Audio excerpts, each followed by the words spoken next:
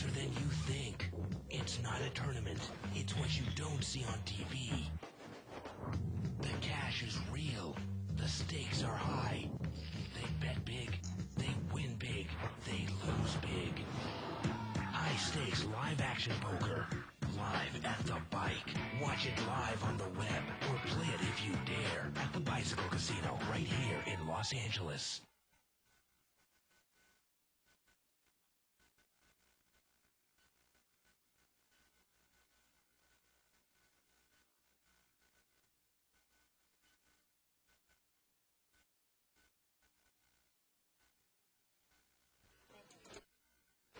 Hello, everyone, and welcome to Live at the Bike, brought to you by the Bicycle Casino in Los Angeles, California, the first and only webcast of real action cash game poker.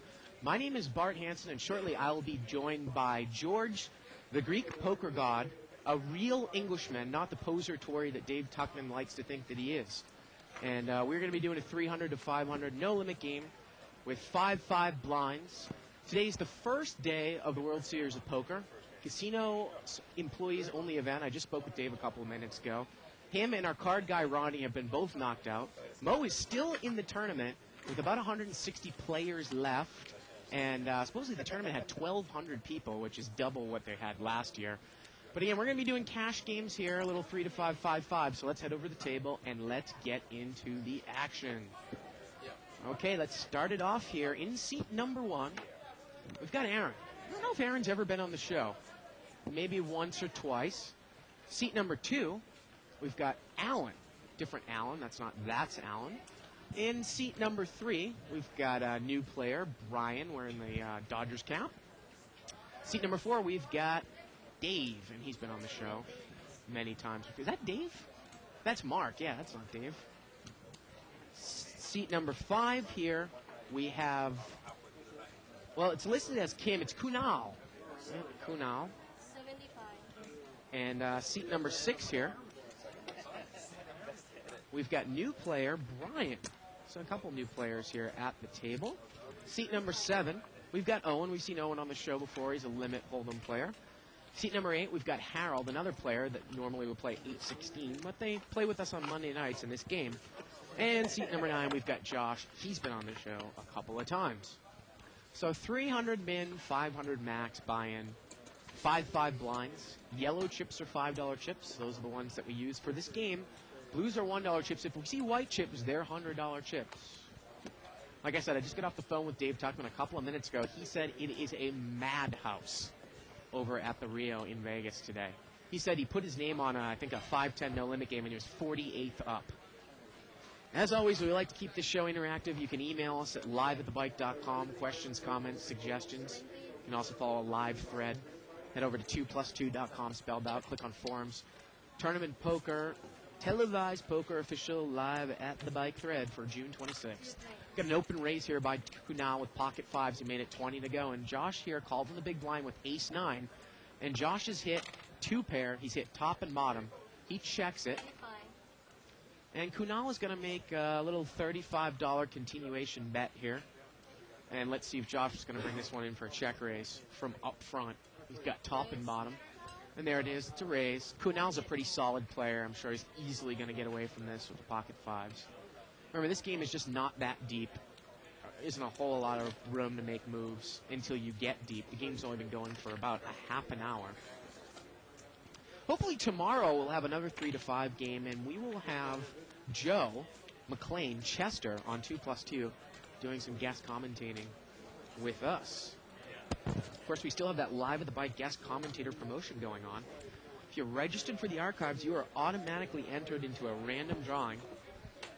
The winner of the drawing will be a guest commentator with me on July 20th. They'll also get a buy-in into this game, a $500 buy-in, and a 6-month subscription extension.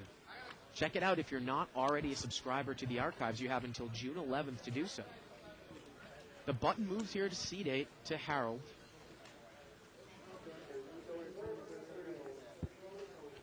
And they're going to chop this one up. And it looks like from this table, I would doubt that we're going to get anywhere near where we got last Tuesday with 40 no flops. I think it's actually probably a rarity. at this table.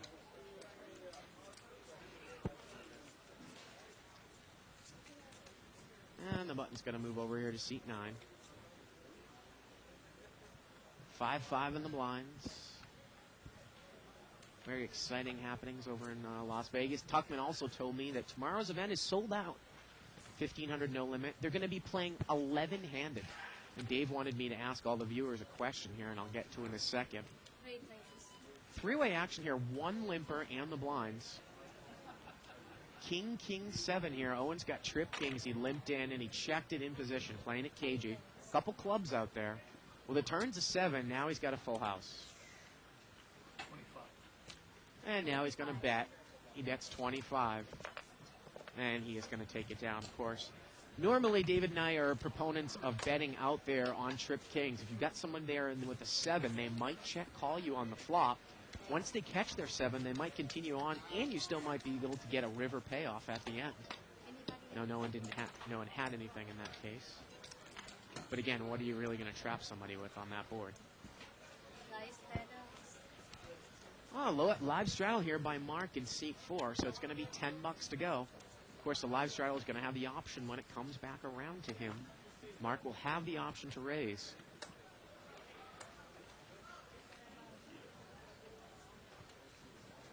Action's on Owen here. He's going to fold. Harold's going to fold.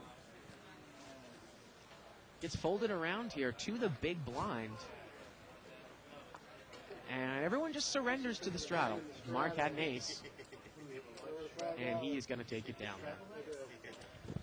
This is really one of my favorite games. It's the best restricted buying game in town. At other casinos, they'll have 5-10 blind with $400 max buy-ins. In this game, 5-5 with a $500 max. You start with 100 times the big blind, which is usually pretty adequate.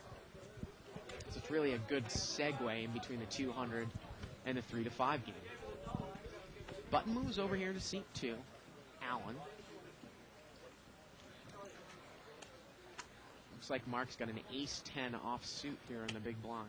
Open limp here by seat 6 with the 8-9 offsuit. Limped around. And Allen is going to bring it in for a race of 20 here. He's got king, queen of clubs. And Mark is going to call here out of position with that trap hand. If he hits the ace, it is good, but he really can't play it all that hard.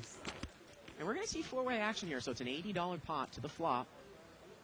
Wow, look at the flop for Allen. He's flopped the nuts. Mark's got top and bottom, and Allen has a redraw to the royal flush.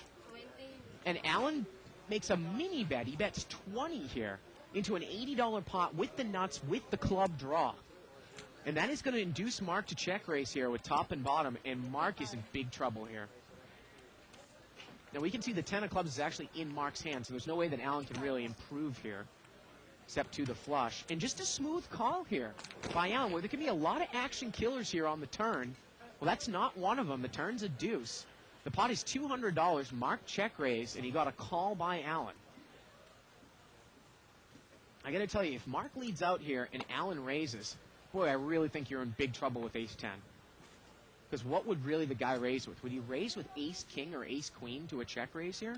It's a $200 pot. Looks like Mark's going to bet about $130 now. $330 pot. I think Allen really needs to bump it up the minimum here. All kinds of cards that Mark might not pay him off at the end. Say a queen or a king here, or even maybe a club might kill the action. He's really playing the act here. And he is going to make the min raise, it looks like here. Well, he's going to make it 300. And Mark has got him into a whole lot of trouble here. I mean, maybe an expert player here raises on clubs with a straight draw. Maybe takes a free showdown as a limit play if he whiffs the river. But I got to tell you, in this game, it's usually straightforward. I do not like my hand if it's ace-10 right now. I suppose Allen could have ace-queen of clubs, and again, he might take a showdown at the river. But if you call here and Allen bets again on the river, oh, and Mark has got himself into a world of trouble by calling with ace-10 offsuit. We talk about that hand's pre-flop mistake, mistake begets mistake, and unless Mark fills up here, Allen's going to win over a $1,000 pot. Mark needs an ace or a 10. Here we go to the river, and the river's at 3, and Allen's going to double through. Flop the nuts with a club draw. What a flop there for Allen. All starts there with the call with the ace-10 offsuit out of position. Check raising and getting a call, we always talk about, doesn't get you a whole lot of information. You bet out on the turn, and then it gets raised. I don't know how on earth you can move over the top there. I mean, if you're going to continue on the hand with ace-10, I think it's a crying call with the intention of checking the river and folding to a bet on the river. If you think he's a really good player and might raise with a pair and a draw, if you call the turn and you check the river and he checks, well, then I'm happy. But if he bets the river again, boy, it's awful tough to call. I don't understand any value to coming back over the top there. Unless you think the guy specifically has ace-queen of clubs and he's going to call you.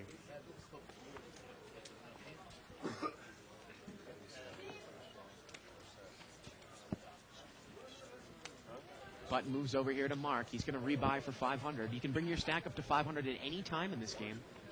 You don't need to be around a minimum. Now, Kunal in seat 5 has played some of the biggest games we've had on the show. He's played, I think he's even played 2550 before.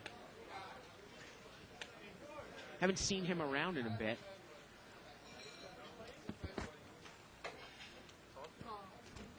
And Mark is going to open limp here with 8-3 of diamonds on the button. Maybe he's tilting a little bit. We're going to see it three ways. Well, 10-9-3. Kunal's got top pair here. Let's see if he leads out with the king-10 in seat 5. He does. He makes it 15. He bets the pot. Is Mark going to get involved here with bottom pair? And he makes the call. He is behind. We can see one of the 8s was in seat 6's hand. Here we go to the turn. And the turn is an 8. And now for Kunal, you know, Kunal's a good enough player where, and he actually checked the turn here. And Mark now bets.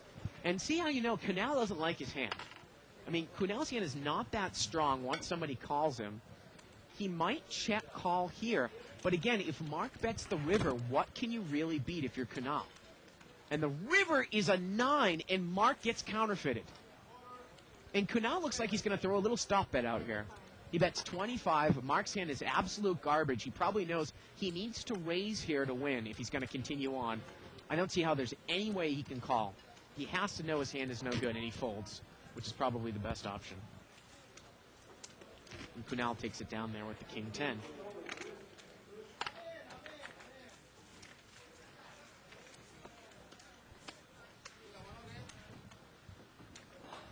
Couple of posts on 2+2 here by Apple11. It says, Bart, were you impressed with England this weekend? Think they're going to take down the World Cup? Well, it just looks like that someone's entering the booth that might be an expert on that. Might know that a little bit better than me. It's the true Brit, George. Like I said, not that poser Tory Tuckman, who always likes to fancy himself. England, He likes to fancy himself an England fan, even though he's American and his wife is like 2 generations removed English. Yeah, what my... So, yeah. George, we're playing 3 to 5 here. This is a game that we first started seeing you at when you first started coming on the show.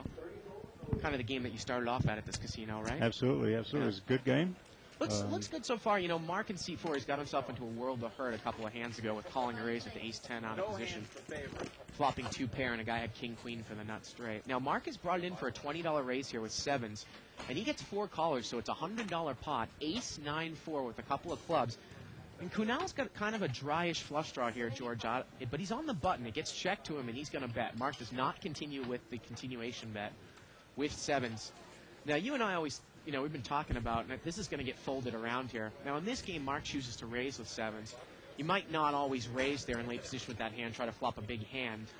And once he gets called in a couple of spots, he figures 7s is no good, and he just gives up on it. Something like 7s, you actually want to hit a big flop and win a big pot, but you can't always just check it down. About 20% raise it, 80% don't raise it, something like that. Yeah. Just mix it up a little bit. We were actually talking about it last week about how we don't, you know, we used to be hard on people for not bringing in hands for raises, you know, premium hands, but we've seen some of the better no-limit players limp in with good hands as strong as queens and even kings, just to try to see if they can win a big pot, because queens and kings really are only one pair in early position. Even in the 10-20 game, you raise it up with kings. You take down, what, $100 pot. You're not there for the $100. It could be, $50,000 on the table. You want to take down a big pot. It was limped around here 4 ways. Jack 9-3 on the flop. Turn is a 4. Looks like Kunal here. He's on the cutoff. Mighty bet here with ace-4. He got checked to him twice. He's going to bet probably a little bit of a bet here and maybe take a showdown at the end. Now, Owen is checked, called with a 9. He actually has the best hand. And I'd imagine if Kunal does not improve, this is probably going to go check, check. And there it goes, check, check. And Owen's going to win it there with a 9. So some good games there over the weekend, George. Boy, Italy really escaped out. Yeah, Italy really got lucky here at the end today. Last-minute penalty kick? Are you kidding me? I've been playing soccer my entire life, and there's no way that was a penalty. I don't care what the announcer said on ESPN. Was that worse, though, than the penalty kick they called against the U.S. against Ghana? I mean, that was a joke. The last game. No, I think Ghana's one was a complete and utter disgrace. What is the deal with all the cards? That Russian referee on Sunday. What's going on? I don't know, but I also watched the Ukraine game today, and I don't think there was a single card. I think they called him in and said, lay off. Well, since that first, I mean, it was ridiculous. That was a record-breaking game as far as I've never seen soccer. I mean, I respect soccer. I like the game. The problems that I have is the diving to induce calls. Right. And also the fact that you can be penalized in this game, have two, and we're going to see a chopped up pot here, have carrying over yellows, and now all of a sudden, or even if I get a red, I'm suspended for the next game. You don't see that in any other real sports. I mean, look at football, American football, big-time contact. How rare is it for somebody to get ejected in the NFL? They don't suspend them for the next game. That's true, but you're going against, 100-year tradition. That's here. true. They're not going to change it. Yeah. And all the players are well aware that if they get a red card or 2 yellows, they're out of the game. So everyone's playing with the same deck of cards. Now, we got word here from KevMouth on the post that looks like Mo is in the cash for the employee tournament. Oh, well done, Mo. I don't know if he's still in there. I'm going to try to bring up cardplayer.com while we're still doing this for live updates. Like that screensaver there. Pocket jacks here in the big blinds. Now, George, Dave and I always talk about how people overplay jacks, tens, and queens in this game. They always think it's automatically a re-raising hand, no matter what position you're in. Now, we had a raise by seat 6, and Aaron has re-raised, and Brian easily gets away. But we always say if you re-raise with jacks out of the big blind, you get called. Do you have any information as to where you're at? Absolutely not. I mean, if there's a raise already and you're in there with jacks, you're probably in there with the best hand, but probably. And I don't know how much you need to make it to take down a small pot. Yeah. Why don't you take a flop? It's well-concealed big pocket pair, and if you hit, you're going to get paid. Now, if you smooth call with jacks in the big blind and rags came out, we always talk about how it's really a weak move, and it again gives you no information if you check raise the flop as opposed to leading out, right? You've got to lead out, and then if someone raises you over the top, then you've got a decision to make. Otherwise, you have no information whatsoever. Because if you check raise and you get called, you wouldn't end, right? Right. Yeah. Right. Button moves here over to seat 9. Now this game, the 3-5 game, is an excellent game for people. Just basically the way this 3-5 runs, I think at the bike, basically just play the nuts. You don't need to make a lot of moves. You don't need to make a lot of, TV, ESPN stuff. Just play the nuts. You're gonna make money. Well, it was limped around here, and Dave here is going to bet out with pocket sixes. He's got one overcard. And Mark is going to call with a queen. I like the aggression, but sometimes when there's 8 players in there, I'm probably just in there to hit a set. And look at this. Allen is called with the bottom end of an open-ended straight draw. With the turns of 9, Mark is still good. Now, the problem sometimes with calling with queen 10 also with 4 people to act next to you is you really don't have any idea where you're at either. Right. How much is in the pot right now? It's about 120. It gets checked to Mark. He's got a bet. Yeah, he's got a bet. 55? That's not going to get anyone off the hand. It may get the 6s off. I don't think he's going to get 2-3 off. Well, once Allen calls here, I think Dave is done with it. Sometimes I talk about how no limit, you don't necessarily raise with top pair. If I was going to play queen 10, though, with 6 people or 5 people behind me, I would actually raise Dave a little bit there on the flop. Absolutely. I wouldn't just call. There's so many people in there. And actually, Allen gets away from it. And the river would have been a 6. 6s would have made a straight. 3 deuce folded to a $55 bet? Yeah. 3 deuce would have made a straight, and 6s would have been set there at the end. So who do you like there? I mean, World Cup. Who do you think is playing the best? I got to say, I'm not very enthusiastic about England's. Really? You don't even think that they've they've played better recently? Obviously. They showed us one half of football during the Sweden game, and that's about it. I know the heat was a factor the other day against the Ecuadorian game. But, Yeah. I mean, with Germany playing as well as they are at home, and Argentina playing as well as they are, and Brazil yet to really go into third gear even. I don't see how England can win it. My guess is probably Germany at this point. Really? Yeah. Got the home field advantage. Yeah, Obviously, that's absolutely. huge. Now, people that aren't into the soccer, I mean, the biggest sport that's got home field advantage here in this country is probably the NBA or basketball. But, soccer, really, really big advantage, isn't it? Huge. Premiership, huge. a lot of teams don't lose at home, do they? Some of the top teams. Some of the top teams, like Chelsea, I don't think Yeah. have lost their home game in 2 years. Yeah. So, no, but you go into Germany, you're Argentina, you have to come 1,000 miles to see a game. You know that 95% of that crowd is going to be German. Yeah. So, I mean, that's a huge factor. So I'm looking at Mo here. He's 34th right now, according to this. 34th out of 1,200 entries. And, George, I played in the casino employees-only event last year, and there was only about 580 people. This year there was over 1,200. Wow. I spoke with Tuchman before the show. He said it is an absolute madhouse there. Really? He said he's 48th up on a cash game list for 5-10 no limit. That's how crazy my it is. word. Was limped around here. So how many do you think, how many entries you're going to think in the 10,000 final event? Well, they've allotted 4 days. I'll get to that in a second. Now, Dave was limped around. Dave's going to lead out here. I like the bet. He's open-ended with an ace on board with no one raising pre-flop, but Kunal is going to raise him right away. That's a great raise by Kunal. Define your hand. His kick is not so good. And a quick call here by Dave. Well, now the turn is an ace. Now, the funny thing here is that if you're against somebody in the field with ace-10, you almost... And look at this. And now Dave is going to come out and bet. Now, if he is representing an ace, he could have any ace in the blind here. Would he not have raised in a limp pot with ace-jack? Remember, Kunal was the only limper and was folded around the blinds. You cannot beat ace-jack, ace-queen, ace-king. You can't beat ace-8, ace-7. The only thing you can beat is ace-9. He's come out with a $100 bet now. And he's trying to see how much Dave has behind him. And again, we talk about no Can you limit. give him credit for an ace since you have one of the aces on Right. one other ace out there? I think you have to call this and, he's gonna and make see the what call. happens. And he might have committed himself to the pot anyhow. Right The now. river's a 4, so Dave is totally whiffed now. Is he going to fire a third bullet? You can't beat ace-4 now either if you're when Kunal. when you take another look at your cards like that in a 3-5 game, that to me means you're weak. Well, now that Dave checks, can you value bet ace-10 now at the end? That's the real question. Would you get a call from an ace-5, an ace-6, an ace-9? And Kunal thinks he will. He's going to bet 225 here. And it's a funny way how that hand played out, George, because, I think that Kunal made a little bit of a pre-flop mistake by limping in with ace-10 under the gun offsuit. Yeah, It just gets yourself into a little bit of trouble. Again, the blind could have had any random ace there. And really, I don't really understand almost the all-in or putting the On the guy river? all-in on the river. I Yeah. mean, you're only going to get called with something that beats you. Just check it.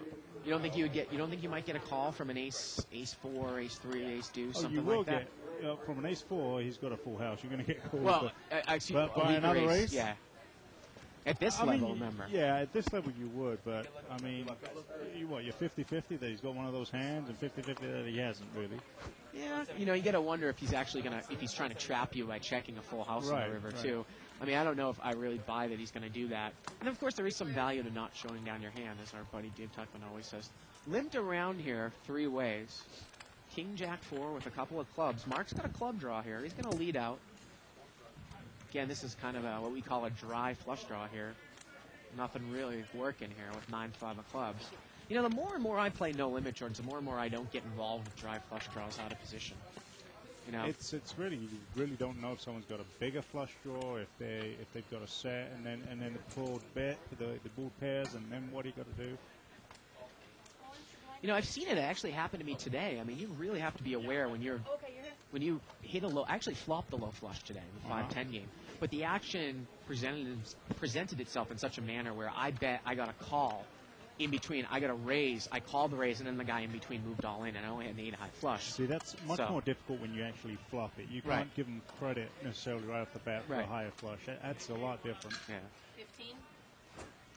I always look at it, though, if I bet out and I get a smooth call and then a guy raises and then I call and then a guy re-raises me with a low flush. I mean, in my case, I only had about 3 or 4 combinations of flush cards I could beat, so I easily folded it and the guy had the nuts. Now, we had a raise here by seat 2, Allen with pocket sixes. 5-way action here, $15 raise, so it's a $75 bet. Owen did not raise pre-flop. So the sixes have the 6 of diamonds and it gets checked around. When it turns at 3, Kunal actually has the best hand here with Jack 7. I don't know if he actually really wants to put any money here. He might just not get involved, but he's going to come out and bet. You know, a lot of people actually check top pair when they don't have a diamond.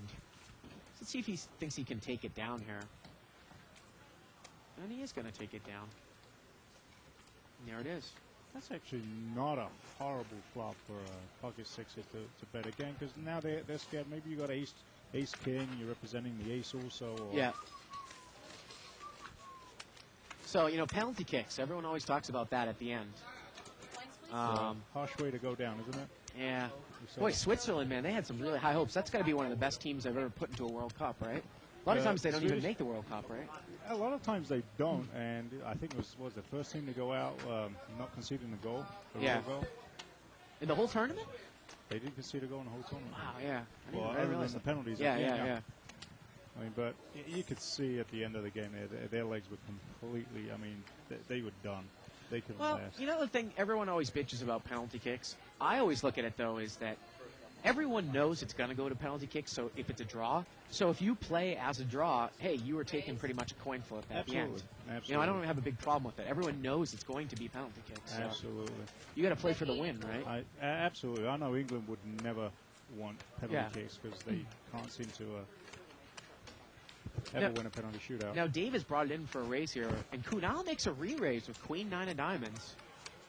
You know, Kunal is an experienced player. Sometimes He was actually on my 500 table just before they started. So. Sometimes I think he's a pretty good player. Sometimes you find, though, and I don't know how often you play the 3 to 5 game, that even though you really shouldn't, you actually almost play a little bit more looser when you go down. Oh, absolutely. It's just human nature, right? Well, and Kunal's played a few hands and he won himself an extra $40. I'm like, you know, for me, that's like, so what? Yeah. You know, next time you do that and you actually hit something, someone's going to have a bigger flush. You know, it's funny. We always are proponents of really betting out with your big hands and no limit, especially when we play unrestricted buying games, George. And I think you 100% agree with us. Absolutely. And you actually really overbet the nuts on the flop earlier this afternoon and got paid off on a couple spots because no one believed you, right? Yeah, it's something that's interesting I've noticed recently is everyone seems to be pulling my hands down. So I said, okay, let me see if I can use that. Now this was limped around here. Jack 8-3 with a couple clubs on the board. And Queen 8, Eric, suit 6. Yeah, Eric is going to bet out here. And Josh does not get involved with 7 deuce of clubs there. Just lets it go. Again, we talk about a dry flush draw. So tell us a little bit about that hand that you played. Yeah, well, I this flopped the afternoon. nuts straight. Yeah. And there's about $100 in the pot, and someone makes it. They actually flopped 2 pair, 2 bottom pair, 50. Yeah. And I made it 500, thinking that that'll be the end of that, and we can move on to the next hand. Well, someone else moves over the top, all in. The initial better pulls, and we get all the money in on the flop, and I win a $2,000 pot. It was when someone just didn't want to throw, you know, he's invested $50. 2 pair, right? 2 pair. 2 pair, yeah. Unbelievable. Invested $50. Yeah. End up losing 1,000. You know, we talk about it. It's something that we said that Jonas said. He kind of, quote unquote, you know, you're not always trying to protect your hand in no limit hold'em, but you're actually trying to protect your stack as opposed to your hand. You don't really want to make your stack vulnerable to a hand that you can easily be beaten by. And I think it really brings up an interesting point when you really start to play deep stack no limit. Well, I think when you flop the nuts and your hand cannot improve. Yeah. You're done. I think you want to, if the money goes in, you want to shut the hand down. Yeah. You cannot improve. You've already gotten what your dream flop. That's it. I want to shut it down. Now, I wouldn't have bet like that, you know, even a month ago. But now, since they've been calling me down. Now, we get a raise here to 20 by Mark, King, Queen of Hearts. And Owen calls with pocket 5s here.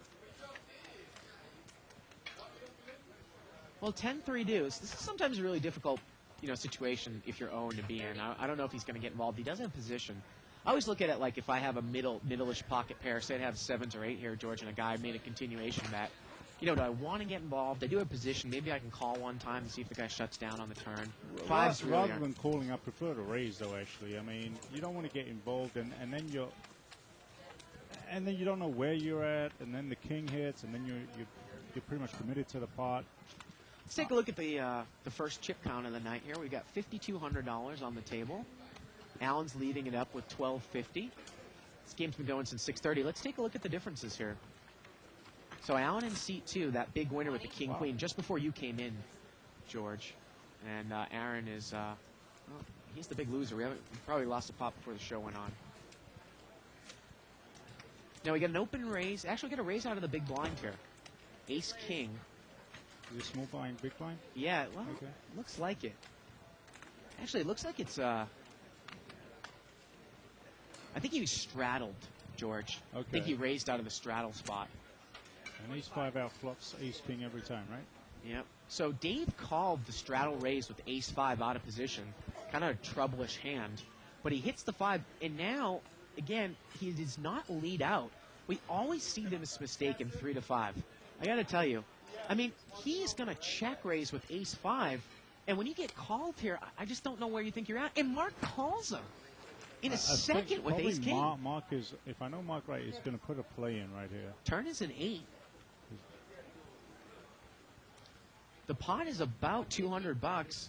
And now Dave is forced to bet $150. He's committed about $300 here on this board with ace-5 by the way that he's played this hand, George. Now, he does have the best of it. Does have the best of it, but... And Mark is put to the test here. The ace is no good. Obviously, he's got the same wheel draw, and he gets away from Mark it. is good enough to lay this down pretty easily. Yeah.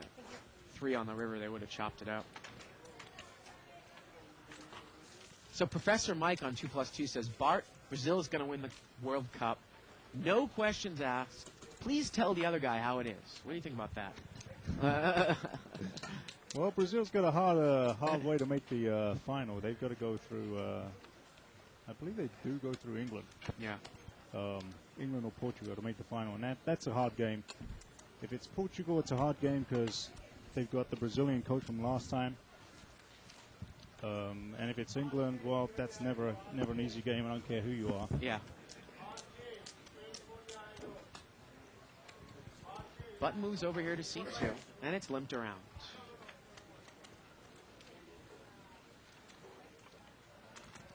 Ace, Queen, 9 here with a couple of hearts. Well, Jack 10's got an open-ended straight draw here. He's 1 off the button. And it gets checked around to the button, and Allen is going to bet out here with the flush draw. I don't mind the bet. Wow, and Aaron mini raises him. All this check raising, George. It's unbelievable. I got to tell you, if I was Aaron, I probably would have led at that flop, 1 off the button with Jack 10 with the ace out there. Instead, he now check raises Allen. See, this is also one thing. You don't want to be And making a pot with a hand that can come and basically take everything away from you. And Allen folds. What happens if, like, he makes it straight at the same time the flush is made right there? Yeah. And Allen did not get in position there. Or Allen did not get involved with the flush draw there in position. I mean, sometimes, obviously 5-6 of hearts there is a dry-ish flush draw, but it's a little bit different when you're in position as opposed to out of position. Absolutely. I got to tell you, if I'm heads up with a guy and he check raises me out of position and I even have a low flush draw, I'm going to probably continue on with the hand thinking if I hit my flush, it's good. I mean, I know some people do check raise with flush draws, but it's a lot of value to being in position with that hand, right? Absolutely. Absolutely. When you're drawing in position, it's huge. Yeah. Seat number 2 is going to bring it in for a raise. Makes it 15 to go with ace-5 of hearts. Now, Dave's got pocket 8s here. And he's going to re-raise. So pocket 8's on the button. I don't mind this so much. But if you're out of position, I'd rather you just call and try and win a big pot. Now, Josh here, he's got pocket 4s. Now, what real formula do you use when you are trying to call a raise with a pocket pair in terms of, and Allen does not get involved here with the ace-5 It's hearts. more player-based. Yeah. If I know that player cannot get away from a hand, Like an overpair. be like an overpair, Yeah.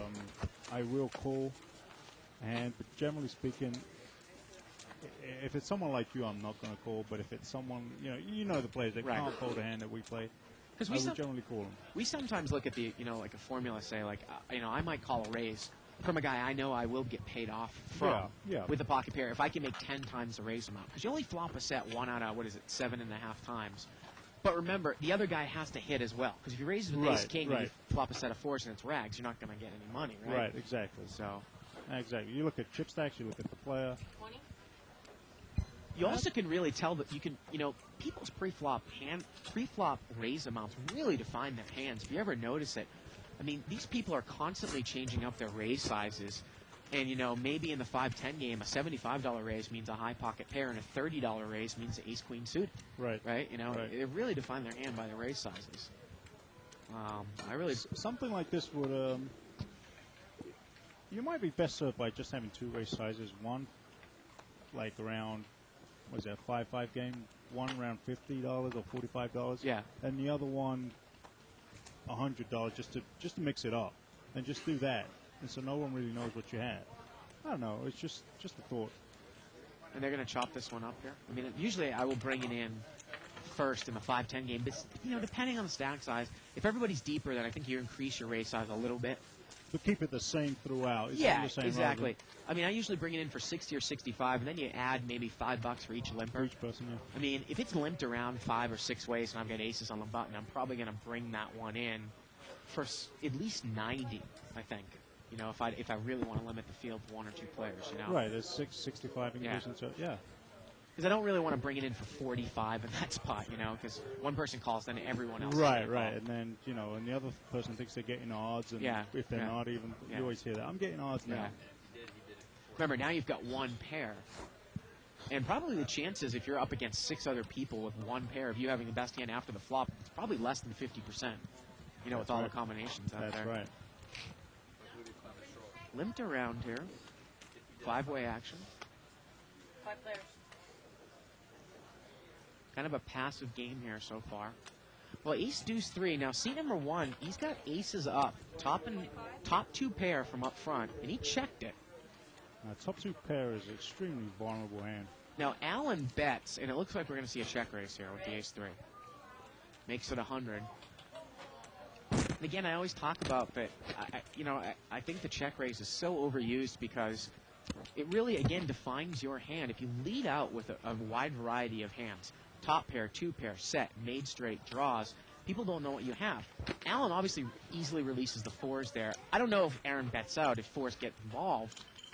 But if you lead out with ace 3, you might get a call from ace 9. But if you check raise ace 9, he's probably not going to call you now, right? Right, exactly. So, Even at the higher stakes level, even if I have ace king and someone check raises me, yeah, at that point I'm like, there's not much here I can beat. right. So I might just lay it down. If I invested $50, $100, so be it. I don't want to lose 2,000 on 1 pair. But if somebody leads out, you might be more apt to maybe even make a raise at that spot. Exactly. We always talk about I that. think you actually need to make a raise at that point. We talk about a lead out with a set, get a raise, and then being able to come over the top for a 3-bet, getting Right. more money in there than a check raise. Exactly. Yeah. This one's limped around here, 3 ways. 9-7-6 here on the flop. Couple straight draws in here. Gut shots to the 8, which are pretty worthless because anyone with a 10 would have a higher straight if they come. Aaron's going to bet. He bets out 30 with 5-6. And he takes it down. Now, we haven't seen Hav around. You're talking about how he was out of town. Hav, of course, has done some commentary on the show before. Yeah, Hav's doing great, taking some time off, going down to San Diego. Yeah. See his brothers down there. Oh, cool. Now, the question Dave Tuckman wanted to pose to all the viewers was that he said that tomorrow's event is sold out, and they've already sold about 500 alternates. It's about 2,750 people. And Dave wants to know how he should change up his game because here at the casinos, he's used to really playing 8-handed. Tomorrow, it's going to be 11-handed. 11-handed. Yep, that's what they're going to start it with. Yep. Wow. $30 raise here. Dave was asking me on the phone, what should I bring it in with in the first couple positions? You got to really tighten up your standards. And I'd imagine so. You really do. I don't think you play much up front. Yeah. Up front at all. I mean, other than, super monsters. Now, Eric raised it up with queens here. Got a call from Mark with ace 3 of clubs. Now, is Harold going to get involved with sevens? And again, you know, Mark, he's a subscriber to the archives, George. I know he values what we say. And I don't want to be hard on the guy, but, you know, we've talked about it on the show before. His game almost like 5 or 6 months ago, I almost liked it a little better than it is now. Talking about Mark? Talking about Mark. Now he's calling raises with ace-3, out of position, suited. I just don't know exactly what you can play hard there with that hand. I mean, don't you have to be really deep? And you're out of position, and you get a pretty tight player bringing in for a raise there. I think where Mark is, I know he knows the odds better than the people here, and he's probably one of the better people at these tables, and he just wants to mix it up a little bit. Yeah. I don't know, maybe it's time for him to go up a level, I guess. End a call, please. I don't know. I mean, the thing is that, I mean, whenever I'm trying to make a move up, I want to be playing well in the game that I'm playing in now. Like I said, it almost seems like he's played a bit looser. I don't know if it's time to make that move up. It's an interesting question, though. I don't know if that's, you know, sound to, if you're not necessarily doing it as well in this game, to move up to the 5 because you think you're playing this game a little too loose. What I'm saying is, look, if this is a bit boring to you and you feel like you got to raise with a gut shot, then Yeah. I don't know. I mean, it's not winning poker, obviously. Now, Mark is straddled here, and he's going to raise it out of the straddle spot with King-Jack. And Harold, who is a limit player, he's going to make this call, and he does not have enough money to make this call. Nowhere near. He's got ace-7 of hearts. Exactly. And Dave overcalls with King-10 off suit here out of position. Now, did Mark show the bluff a little bit earlier? I don't think he did. Because that might be a reason why he's gotten two callers here. Well, gets checked to Mark. And if it's checked to him, that's what I would do. So put in a nice hefty bet in there. And Now, in this case, I think it's a little bit different, George, because we always talk about if you're going to straddle in a full ring game, I think you actually need to be making a raise out of the straddle spot at least 30% of the time, or there's no point. That's about right. There's no point to straddling. So, I mean, King-Jack, obviously, it's an above-average hand.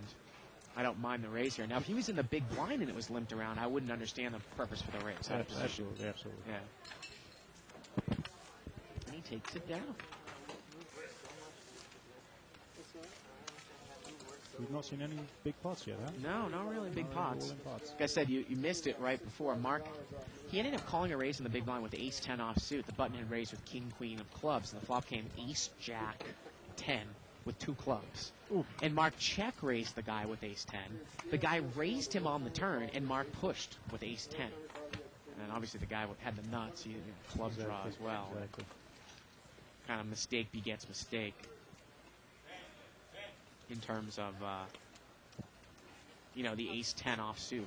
Now, see, you're looking at a list of players here. Is that actually pretty up to date as far as chip count? Yeah, this is, as far as I know, this is the employees-only tournament here.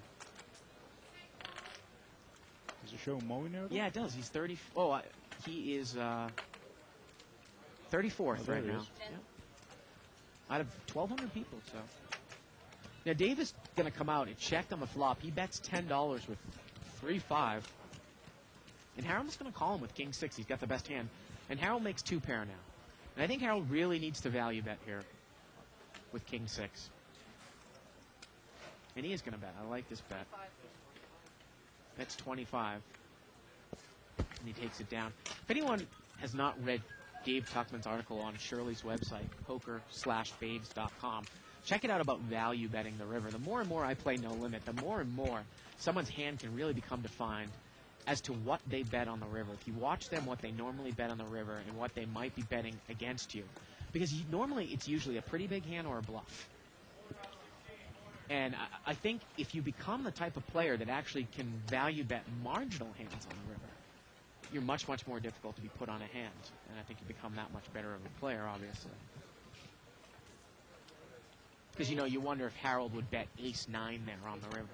I mean, he had 2 Well, pairs. Harold had a pretty strong Yeah. hand on the river. Yeah. He had top pair with a second pair. I mean,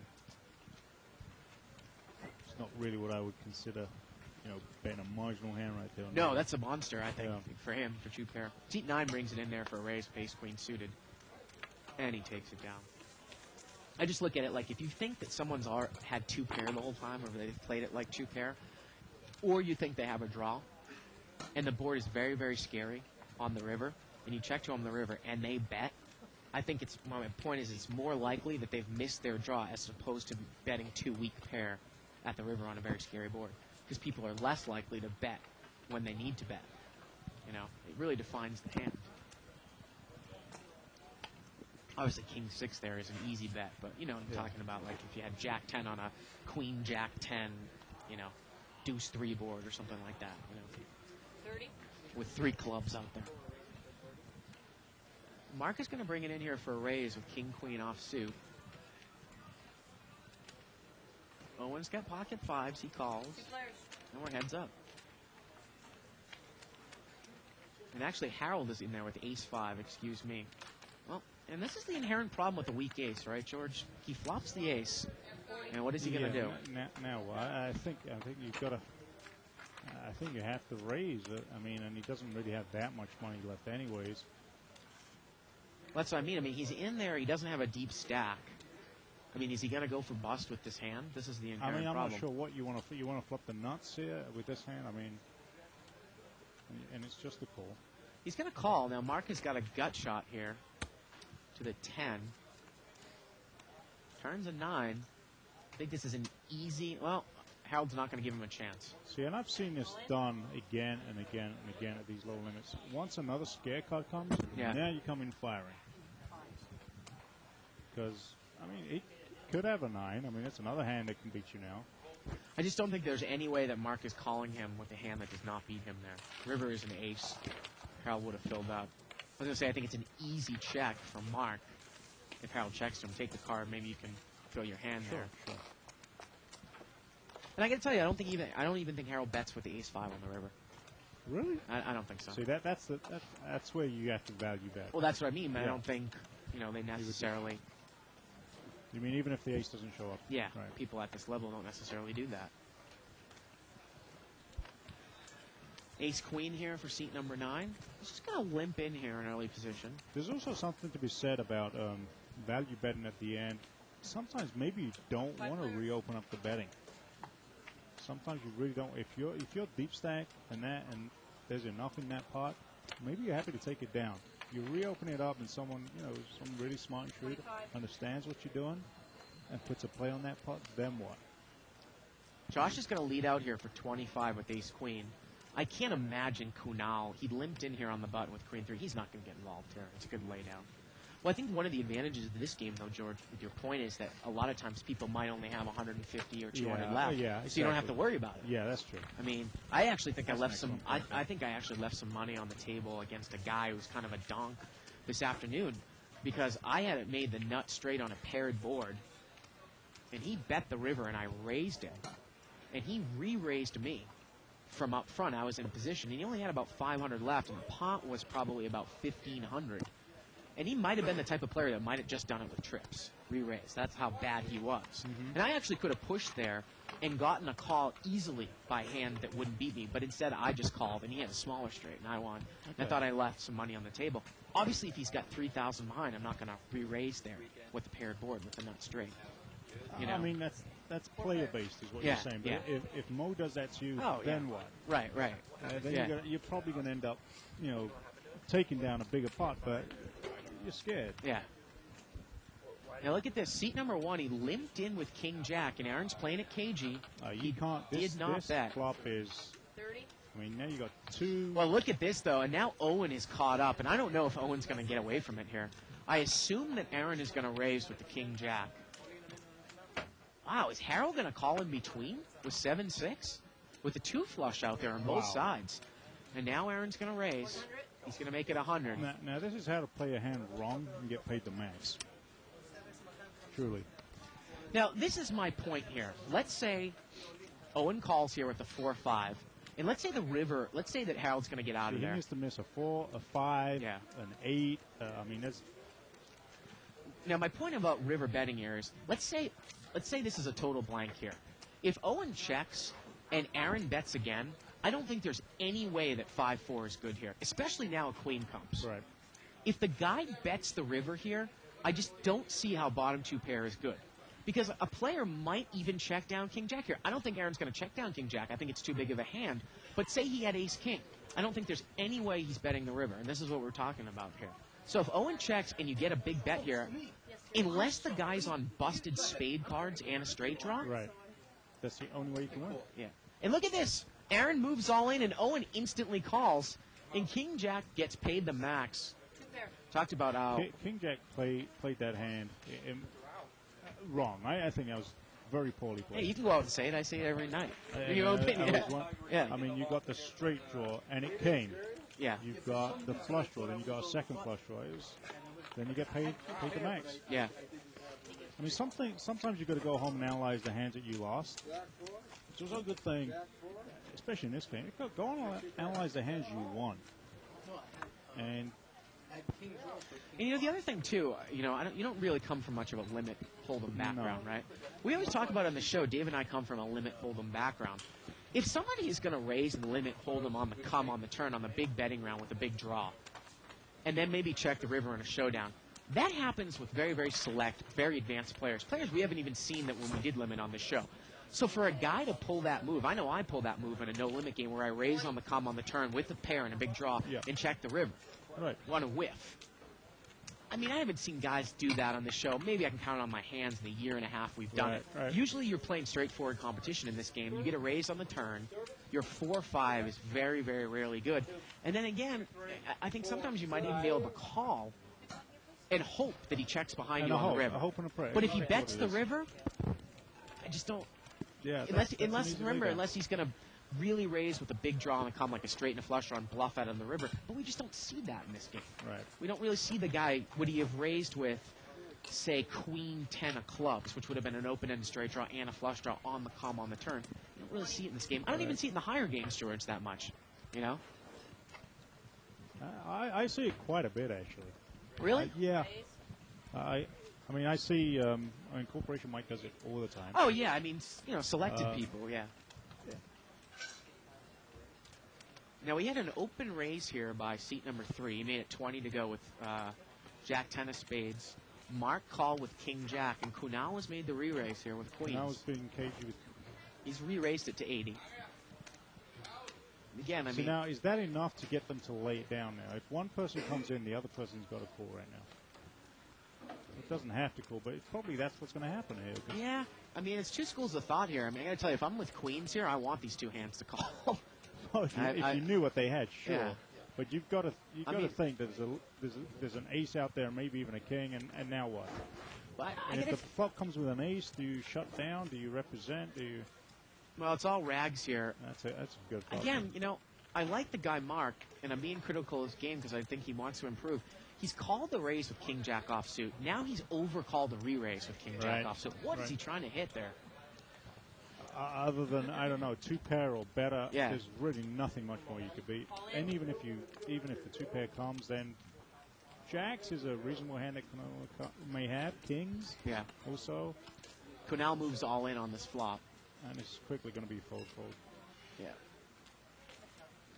And again, it looks like it's a big overbet, but he's actually putting the other two people all in for about a pot-sized bet.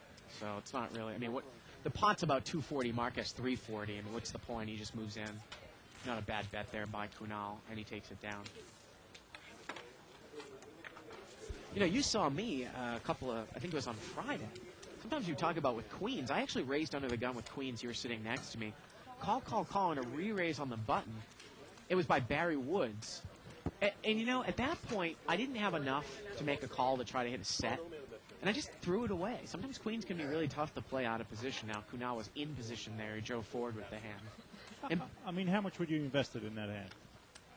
Yeah, only, 65, 70 under the gun. Look at it like that, 65, 70. Now, if you hit that hand against Barry, you might get paid. Remember, I only had about 700 deep, so I just didn't have enough, There you go. Yeah. It's your 10-to-1 ratio thing you're thinking about. Well, it was... Did Barry show what he had? He said he re-raised with jacks. I don't buy it, though. Oh, I do remember that hand. Yeah, 5-way action here. Ace, king, deuce on the flop. 25. Gets checked around here to Josh, and he's just going to make a little bluff bet at it here. Now, is Harold going to get involved? No, he just check folds the king-queen. Pretty passive there. Josh takes it down. Now, you played professional soccer in Greece, is that right? Yeah, in Cyprus, yeah. In Cyprus. And does the Greece have like a couple of different leagues, like almost Yeah. like a first league and such? Yeah, sure. They won the European Championship. I think the European Championship. Right. A couple years Last back. time around. 2 years back. So the league that you played in, what would you say? How would that compare to like one of English leagues? Was it like the first league or the second league? Or? It'll be comparable to like kind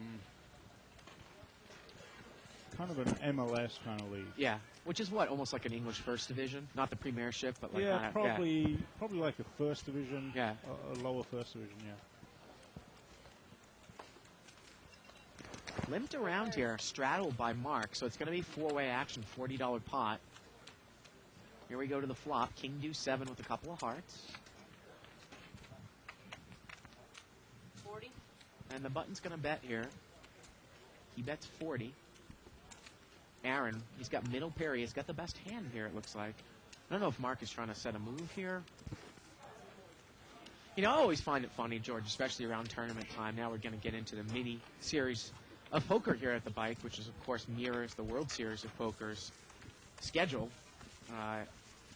Yesterday was actually the first event. Today is a $150 no-limit event. When you see these guys that come out of these tournaments and they play in the side games, you know, they might make a check raise there with 8-3 because you re-raised what they thought was just high cards. You know, you might raise it up with aces.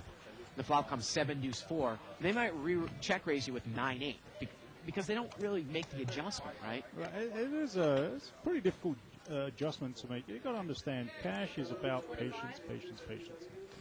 With the blinds going up in a tournament and with your stack size, I mean, you've got to make some moves. You've got to keep building that stack. Accumulate chips, right? Chips. Yeah. You can't be waiting around for the nuts every time. So it is a totally different mindset. Here you could just basically sit down and play the nuts and win 4 times out of 5. Now, we had a raise here by Eric, and Owen just called with jacks. Now, the thing for Owen, though, is that, you know, we always talk about the overplay with jacks. I don't think he actually has enough money to not re-raise there. And what a flop. Eric, the pre-flop raiser, he flops the set of 7s. Look at Aaron's hand. He's got top pair with a flush draw. I think a lot of money's going in here between. We might see. And a flush draw with a straight draw, the money has to go in right here. Wow, is Owen going to call in between with jacks? Oh, that's really surprising. I got to tell you, with that short chip stack, he should have probably pushed on the flop if he's only playing 150 behind. Absolutely. Pre-flop, I mean, that's what I mean. And now Aaron is going to move all in. He is going to move all in. It's an easy laydown for Mark. And Eric raising it up with 7s and hitting a set. It's going to be a quick call from him. And I think he's just showboating here. Maybe try to induce a call by Owen next to him. Seat number 1, Aaron, has moved all in, and he has Eric covered. And this is going to be a gigantic pot for this game, George. I mean, we're going to talking about looking at 800 from these two guys. It's going to be over $1,000 pot here. And in this game, they don't run it more than once. No, they don't. Yeah. Okay. Well, Eric hasn't called yet. He's going to call now. And this is an easy lay down for Owen. And Owen's thinking of this like, what do I need to do to? Yeah. Easy lay down here for Owen. Going to ooh and ah for a little bit. I can't see him pulling. The other thing, wow, he's going to make the call. But he says he only has 90, is what he's saying. Well, so, I guess. Remember, he probably should have re-raised on the short stack pre-flop. Well, Aaron, and look at this. The turn is the deuce of hearts, and the river is an ace, and Eric is going to take down about a $1,200 pot there. It's a nice pot there for Eric. Oh, my God. Again, we talk about how when you have top pair and a flush draw, your hand is probably actually not as good. I would rather have a pair and a flush draw that is not top pair, where I think that I actually can improve with my kicker. I can improve with trips, and I can improve with 2 pair. If you receive heat with top pair that is not a great kicker, now that guy has king, queen. Let's say he had queen, 10 of spades, George. right. If you don't hit your flush, if it doesn't come, and you get mixed up in a gigantic pot, Right. you really only have 1 pair with a shitty kicker, right? Exactly. Yeah. So you would rather have that than No, I would probably, on that flop, I would probably rather have, as opposed to queen 10 or queen jack of spades, I would rather have the flop come 7 deuce queen, say with 2 spades, and I had 8-7 of spades. The queen and the deuce were spades, and I had 8-7 of spades. I think there might probably be more ways that I can improve heads up. All right. as So- opposed to, 100 behind on one. you know, if somebody else shares the top pair and they're trying to go to war with me, I'm out kicked, you know. Right, right.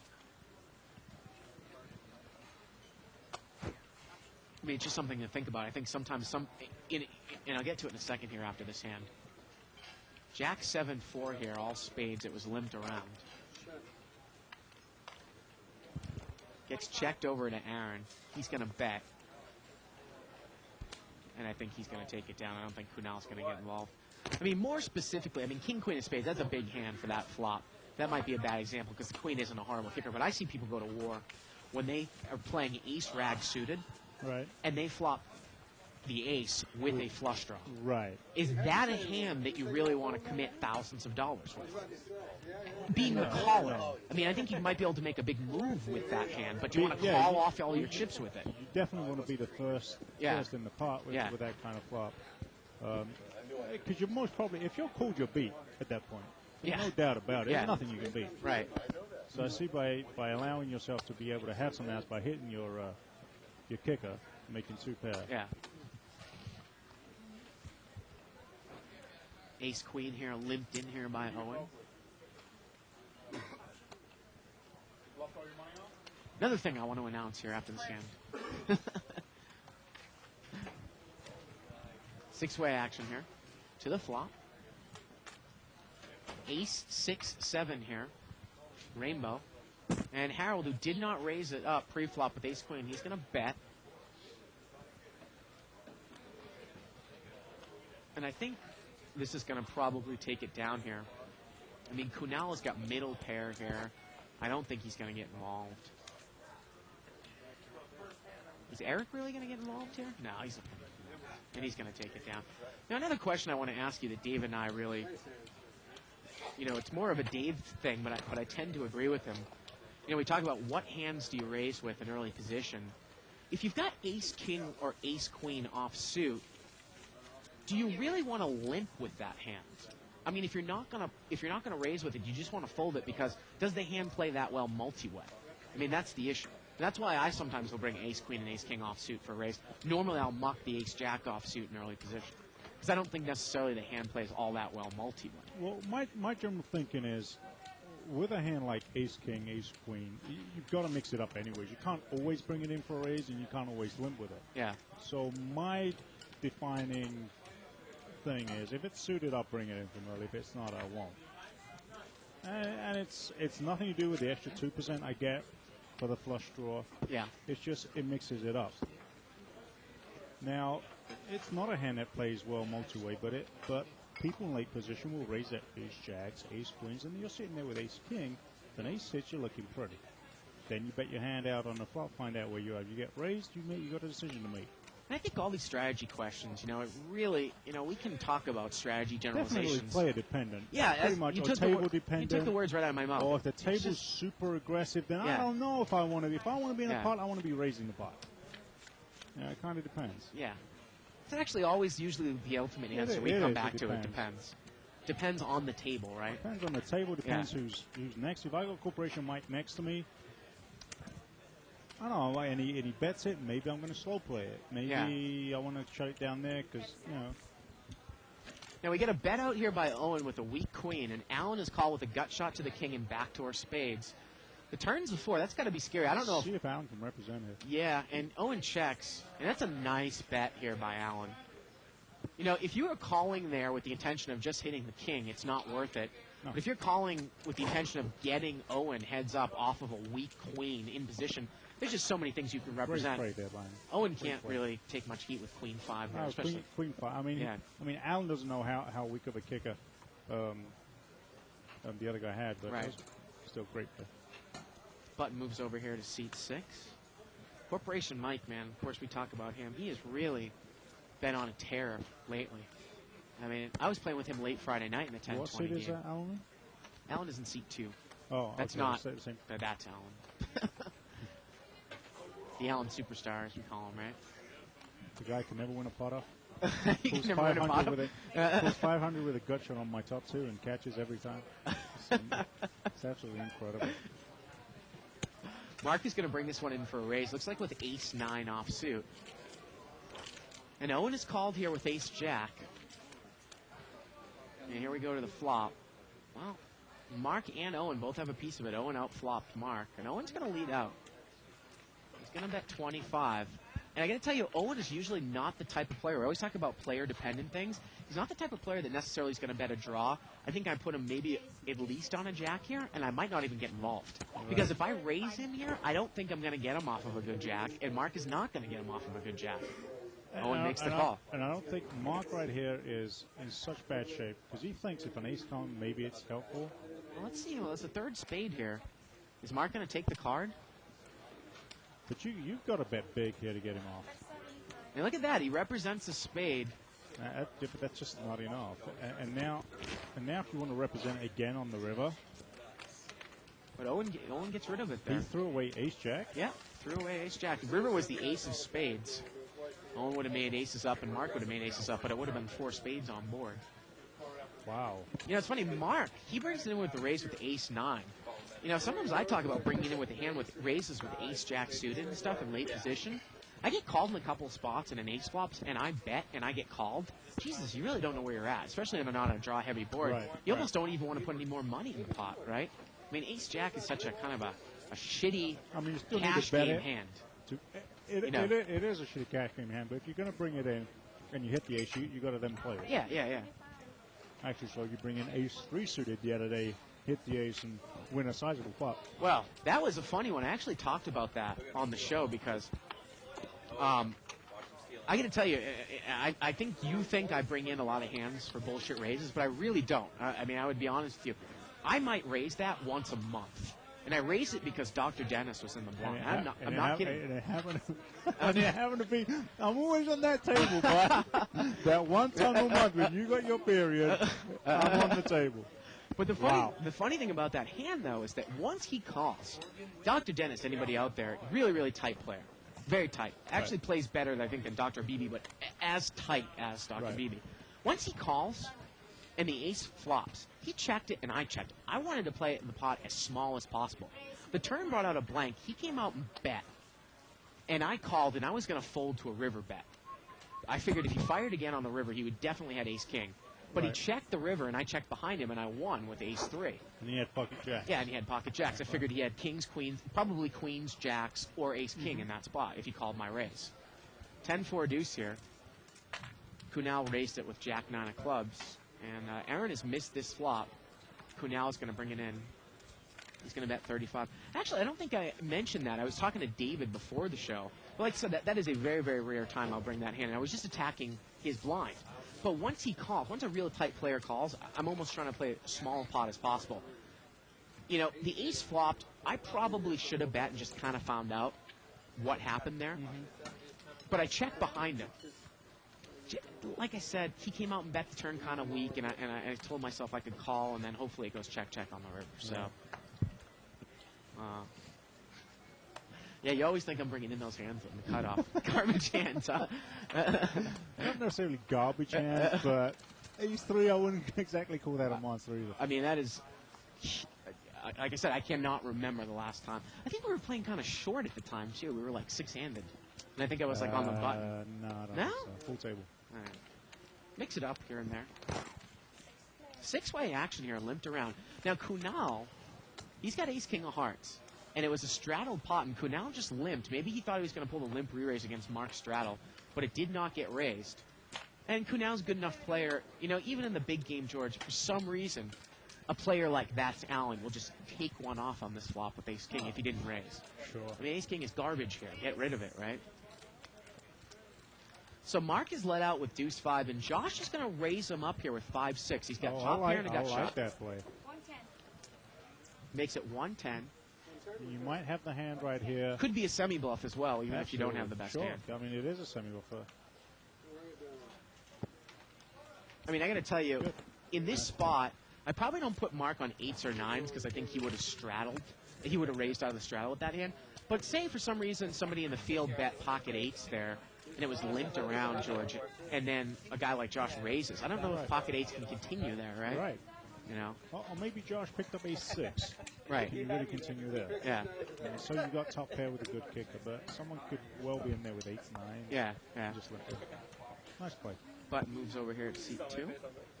Again, you can email us at live@thebike.com. Questions, comments, suggestions. Always appreciated.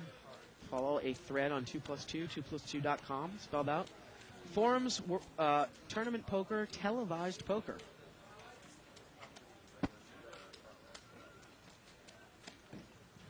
You ever read the thread, George? You know, I always have, I know I've asked you this before, I always have problems finding the thread. Really? So when I'm at I'll home, show you I after. just email in. Got a raise here by the cutoff. He's got pocket jacks. And he is going to take it down. So, of course, I read that, you know, I talked about how would you play 11-handed. Some people are responding.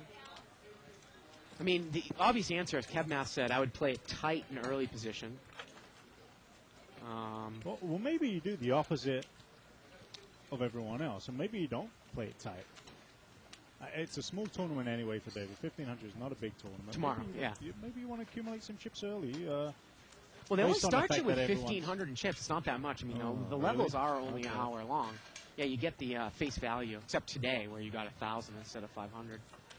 Wow, and Mo is up to 7th place in the card players chip count Wow, Mo. page. Unbelievable. Sounds like Mo won a decent-sized pot. Yeah. Three-way action here, limped around. We got a question here from Beef Oven. Never seen him post on the thread. I'll get to it in a second here. Maybe you can address it, George. Jack 5-4 here with a couple of diamonds. Mark bets here $5, and Kunal is going to raise, kind of mini raise with second pair. And look at that, we got a bet with bottom pair, a mini raise with middle pair, and then a re-raise with top pair Wow, re-kicker. are they playing their cards face up? It's almost like a little bit of a limit game. I assume Kunal is not going to continue here. He does not continue. Now, when you're playing in the bigger no-limit games, and I might be wrong about this, you don't straddle all that often, but I do see sometimes do it in the 5-10 game, right? More often? Or do you not really straddle in a full ring game at all? I really don't find it. I straddled yesterday, actually. I mean, I straddle like once a week, maybe. There's just no advantage in straddling. Because this gentleman has said, I'm a long-time limit player, just started playing no-limit cash games. I'm curious if there's some larger purpose to the live straddle Mark keeps doing, other than simply to induce action. Bart mentioned raising at least 30% on the straddle. Now, I'd just like to hear more on that. Thank you. Well, of course, if you're going to straddle, George, and you never raise, then really, inherently, you're just putting in more money out of position, right? Exactly. Yeah. Exactly. If you've got to be able to take a hand like a king jack, which you normally, I wouldn't play in early position, but if Right. you get it on the straddle, you've got to be able to raise that hand up. It's above average hand that you're going to see. Hopefully, you've got a lot of limpers, which means extra dead money. Right. Yeah. 10-9-9 here on the flop. Well, Eric has got Queen 10. He's going to lead out. I think that's going to get it done. Well, look at this. Queen Jack here for Owen. He's going to make the call. He's open-ended. Yeah. See, this is a problem, though. You're open-ended on a paired board. Yeah. I mean, I don't know how much money you could really win right here. Because if the other guy doesn't have a 9, he might be scared that you have a 9. Yeah, and you could lose a lot of money, though, if the other guy does have a 9. Maybe even 9-10. Bet out here by Eric and a quick call by Owen. Well, the queen is no good for Owen. He needs a jack, an 8, or a king, and the river's a 9. And Eric's got a full house here. And he bets out again. Now, the funny thing about that flop, if everybody at the table knows that I will raise with a 9, George, just like you would, I might sometimes raise with queen jack there on that flop. Sure. Because people know that I'm going to raise with my 9. I also might disguise it as a draw as Now, well. you see, if you get called and you've raised up with queen 9, you're basically done with this hand. I mean, even if a king comes, you put in a bet, but if you get raised on that hand, you'll easily throw away a straight. In that Yeah, situation. it depends on the player. It depends on the yeah. player, depends on chip stacks and all of that. But I mean, if a solid player is going to make a raise and I have a straight on a paired board, I'm not going to, but what I'm lose saying thousands. is, you got $200 left here. Right. You're basically, what are you doing to yourself? You're basically saying, okay, I'm running with this. Pocket aces here, small blind. And Mark has got that hand that he's in love with again in seat 4. He's got king jack, and he's going to bring it in for a little raise. And here we go. Look, George, Mark is 300 behind. I assume that seat 6 is going to re-raise. He does. I think Mark should easily There's fold this nothing hand. this hand can beat. right here. I mean, it's At all. 50 more to him. He only has 300 left. I just don't see how you can possibly call here, even if you're in position. Well, he's not going to good call. laydown. It's a good laydown, but Good laydown. you know, I have seen him get involved with that before, Sure. especially against a player like Eric, who's pretty tight. You know, if Eric's going to re-raise out of the blind, he's probably representing at least a pocket pair of 10s or higher. I mean, a Right. lot of these guys don't re-raise with ace-king in the blinds and stuff like that. And I've got a pretty new theory about these even aces.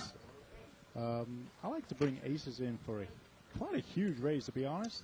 Like almost like you're trying to steal it with a Almost small trying to pocket pair. steal with the hope that someone thinks exactly that Yeah. and maybe goes over the top with queens or jacks Yeah. or maybe even tens and just take down a big pot. I mean, because really after the flop, if you've got 2-3 callers in there, I don't know. I mean, someone's in there with a pocket pair. Maybe they've got a set. Now you got to find out. And it costs you even more money. And if you hit the ace, no one's going to give you any action. Kunal brings it in here for a $20 raise in late position with King Jack. We always talk about a move. It's that a you- lot different from tournament play. Don't get me wrong. Tournament play is totally different. We always talk about a move that you can make. I actually saw you make it too last week when it looks like you're on tilt. Now the funny thing about you, George, is Oh, you yeah. actually do go on tilt. Absolutely. I don't go on tilt, but I'm not around here. you almost make it look like if you pick up a big hand after you just lost a hand, like with aces, you make it look like you're on tilt, and you might even move in, re-raise. Get a raise in front of you, you might even move in Right. with aces. Right. And a guy might even call you with his hand as weak Exactly as what nines or happened. tens. That's exactly Yeah. what happened last week, and I was not on tilt. But Yeah. picked up the hand in his aces, so I'm like, okay, I've got to pretend like I'm tilt. Barry Woods brings it in with pocket nines, I believe. And I'm like, oh, you know, F this, I'm all in.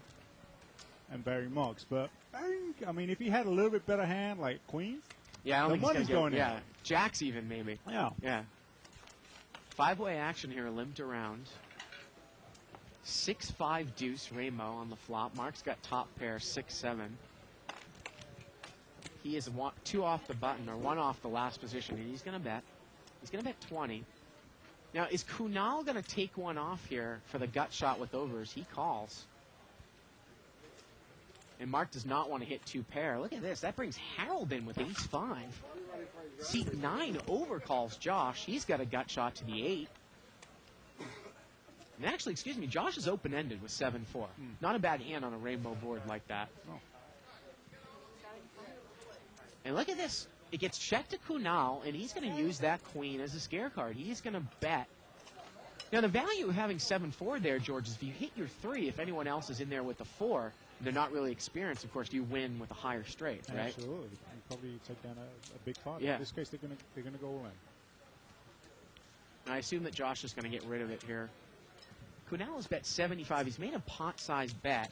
It still is, well, there's a 2 flush out there now. And I don't think that Mark is going to get involved here. See, I look at this, and it to me, this looks like Kunal has hit a flush draw. If I was playing this hand, and if I was in, if I had the 4-7, Yeah. I would have re-raised. Really? What do you think Kunal called like Mark with on the flop? You think maybe some sort of pair with a straight draw and now you get a flush draw? Yeah. Well, Mark is going to check call here. And if Kunal whiffs on the river, you wonder how much he's going to put in. The pot right now is about $300. Here we go to the river. Well, the river's a 7, and that is the worst card for Mark. He's hit 2 Wow. pair. He has hit 2 pair. Kunal hits. He checks, and if I'm Kunal, Mark's got 200 left. It's a $300 pot. I Yes. bet 200 here.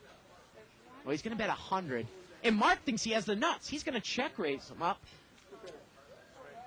Oh, wait a minute. Kunal moved in. Excuse me. It looked like Kunal only bet 100. He actually bet 180, and Mark called. Looked like Mark check raised there for a second. I was like, what? Right. And Kunal takes it down there with the nuts. And Mark has lost about 2 buy-ins right now.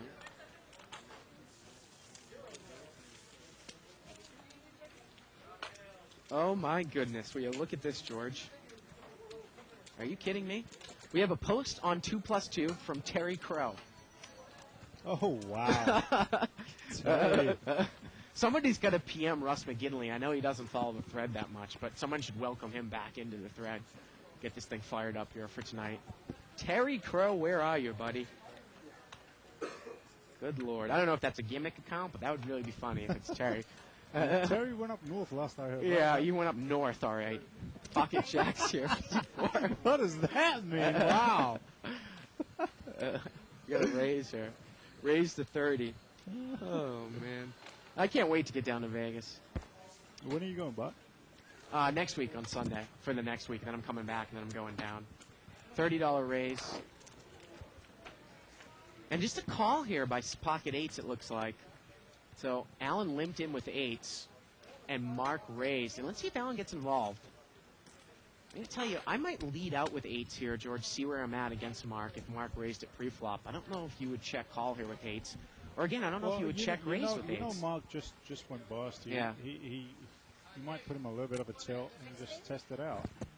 Well, I have a feeling if Alan makes a check raise here, that Mark is not going anywhere with jacks. No. And this is, again, I mean, it's so funny how we talk about strategy on the show, and then we see it real-life example. I just don't know if eights are good enough to check raise here on this board. He's going to make the check raise, and if Mark calls... It might be a very intelligent way of exactly finding out where you're at, though. Well, let's see if he can release it, though, if Mark comes over the top. Yeah, that'd be the tell-all, yeah. Mark's hand is vulnerable to overcards. It's not a draw-heavy board, so I don't necessarily know if Mark really needs to raise here. Now, if you put the guy on a 10, there might be some cards that will scare him, though, like any Broadway card or an ace that comes out on the turn. So it's going to be interesting to see what Mark does. It just looks like it was kind of a mini-ish check raise. He made it 60 more, and Mark is going to call. And Mark is going to get himself involved with a big pot again. 75 more. And look at this. Mark is going to mini re-raise him back with jacks. I like that. So now let's see if Alan can get away from it now. So he mini re-raises back. $60 check raise by Alan. Mark makes it 80 more to go. The pot is close to 350, 80 for Alan to call. Look at Alan thinking it through right here. Look at Mark stare him down.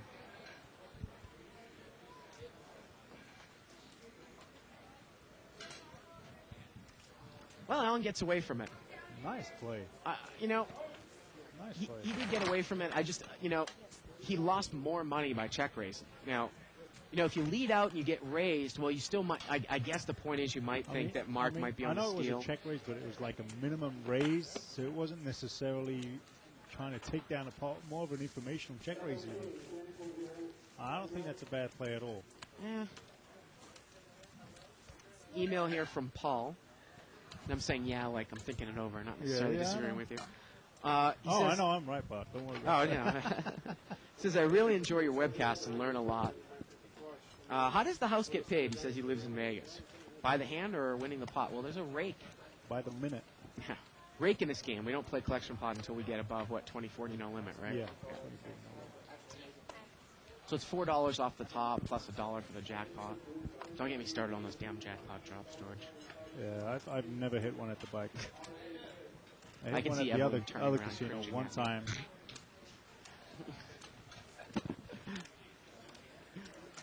I've actually got two minor table shares. I got one of Tuckman's table share a couple weeks ago. Raise here. Pocket tens. Seat 2. He's going to raise it out of the big blinds. Now, in this game, if everybody's limped, what hands would you raise out of the blind with? If you're not really that deep. Remember, in the 5-10 game, if you're thousands deep, you got to protect your stack. But in this game, you think tens are good enough to pick up some dead money here out of position? Yeah, I might do that. Yeah. With tens, it's good enough.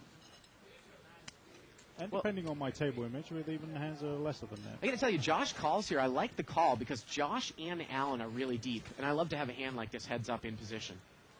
Well, the flop comes King 7-8. Now, Aaron is not in the hand. And there's many things that Josh has a piece of this.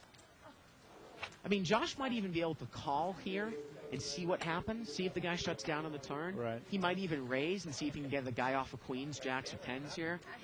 There's a variety of things Josh can do. What we'd be looking at here is how much is his bet in consideration to the pot size? He bet 80. He bet about a pot size bet. He has about 800 left. He has you covered. So you've got to give him. You got to give him credit for a decent hand here that has you beat. At the same time, when you look at that board, though, and you really get into it, it's not a super, super draw-heavy board. No. You might even be able to call with a hand as weak as just one pair, try to improve. But remember, at this level, a guy might not be able to fire again if he doesn't have aces or at least ace-king. Right. Here we go with another chip count. Brian's got 1,300. He's leading the table. We've got about 6,000 on the table. Let's take a look at the differences. Brian in seat 6. That is not Brian, that is Eric in seat 6. $800. Won that big hand with a set of 7s. Kunal in seat 5 has got 600. Alan. That's quite a bit of money on the table for a 3-5 game. Yeah, poking along Alan with 400. And Mark is the big loser here, minus 800. And Mark has straddled here, and he's made it 50 to go with ace-9 offsuit. And this is going to get me to talk about, I think, kind of what the inherent, say, what you call oxymoron of a straddle and full ring game is that in order for the move to be effective, I think you need to raise. You know, like I said, at least 25-30% of the time out of the straddle spot. But as you get deeper, in a game like this, if I'm only 500 behind, you know, you don't get hurt all that much. But you really want to be bringing in raises when you're 3,000 deep in a 5-10 game with a hand like that and expose yourself out of position with a lot of chips with some more savvy players. Now, Corporation Mike does it all the time, but... Corporation Mike does it all the time, but Corporation Mike, you got to look at how bankroll, you got to look at hitting, you know, someone trying to slow play you with ace, queen, ace, king, and the flop comes with an ace, with a 9, so you got aces up, something like that. That's why Mike does it. He loves playing the bad ace because he knows other people play good aces in order to hit aces up. And, of course, you got to look at it player dependent. What type of player is really going to go broke with ace-queen on an ace-9-4 flop? Right. 6-way action here. It's limped around. 10-7-3 on the flop. And Eric is going to come out and bet here. He's betting open-ended straight draw. It's a good idea. There is a 2 flush out there, though, George. And Aaron is going to call in between with ace-7. Oh, excuse me, seat 9 calls with 5-6. He's double-gutted. He's got a double gut shot. Now, the turn's a 10. That might scare both players. Eric checks. Let's see if Josh is going to represent top pair. Really like the bet there, calling with the draw, and then when top pair comes, he's going to bet. He bets 50. And actually, you know what? 5-6 is not double gutted. He's just got a gut shot to the 4 there, right? I was thinking, yeah, just a gut shot to the 4. Backdoor spades. You know, maybe he was figuring, you know, Josh might be the type of player. He might actually, if he picked up a spade draw, he might raise on the come on the turn, especially, you say, if it was an overcard to the 10. You know, I might call there against Eric, a real advanced player might, for me to call with 5-6 of spades. I pick up a Broadway overcard with a spade draw. Say a nice card for me would be a jack or a queen. Eric bets out again with a 10 that's not 2 pair. I raise him. I don't think he can continue. It's a strong semi-bluff move. Picks up a lot of outs. It's a very advanced play for this table and for these limits. I don't know if Josh was trying to set up that play. Butt moves over here to seed 3. If another diamond would come off, he could represent also. Yes. So. And then I think he figured when Eric checked, I don't think Eric would check trips there. Right. Well, I'm going to represent that I call with top pair now. Sure. So there's a whole bunch of things he could represent. Dave is going to raise it up here with ace-8. Hey, you know what? Owen won a big hand with ace-jack last time in the blind. He's going to call here again. And again, if Dave hits an ace here and he bets and Owen calls him, how do you continue? King, jack, 10 here. Well, now Owen's got the ace of clubs. Now he's got middle pair. He's got a gut shot to the queen. He knows the other guy can't be on the nut flush draw, which I think can definitely be valuable, right? The fact that you have the ace of clubs in your hand here. Sure, especially now that the other. I mean, you've got to be able to bet this hand right now. Well, he checked the flop and went check, check, and I believe that Owen has moved all in here on the turn. So now he's moved in, figuring the ace-jack is good. He's got the nut club draw. He's got a gut shot to the queen.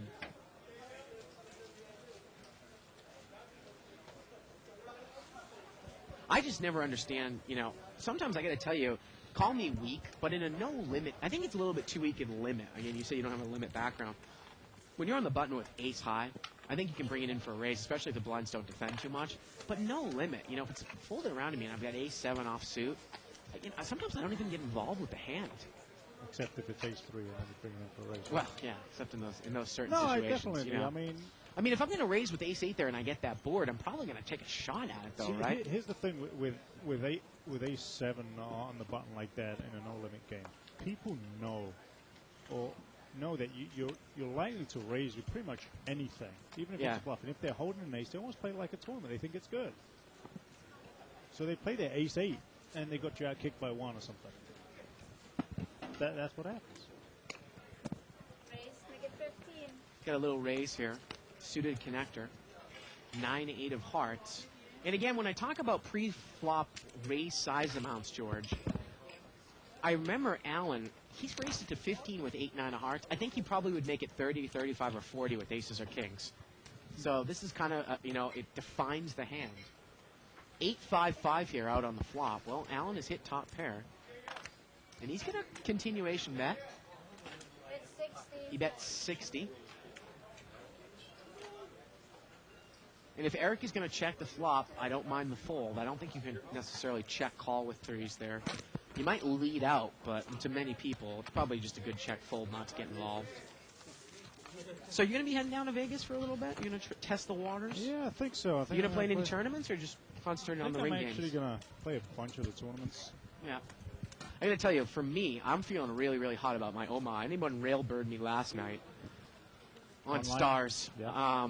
I didn't cash. I finished about 20th, but I'm feeling very, very confident about my game. I got a little unlucky, but I put myself in a position to really go deep and to win that tournament the last 2 weeks.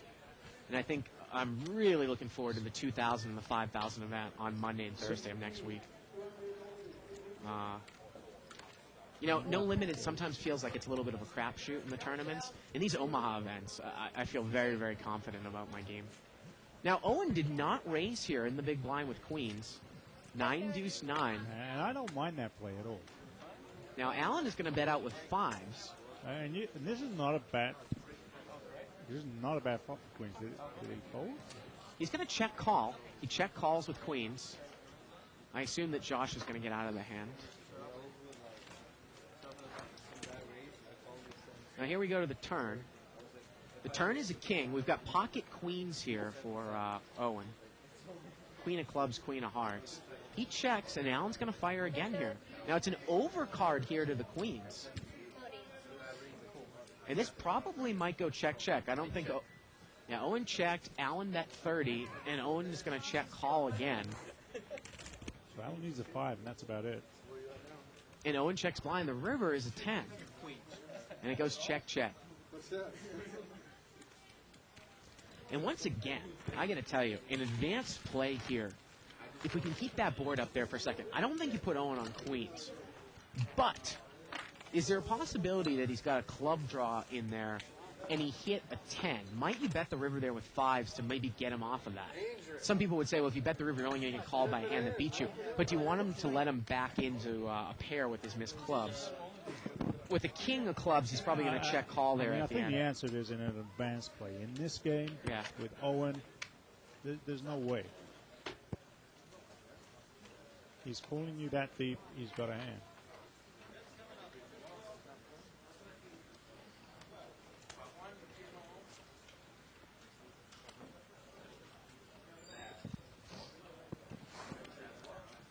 Ace queen of clubs here for C2. He just limps in here. Go Mo. Unbelievable. Mo's got a pretty nice tournament record for himself. This is limped around here. 6-way action. 10-4-7 here on the flop. And Josh is going to come out and lead for Jack with Jack 10. He's going to bet 25.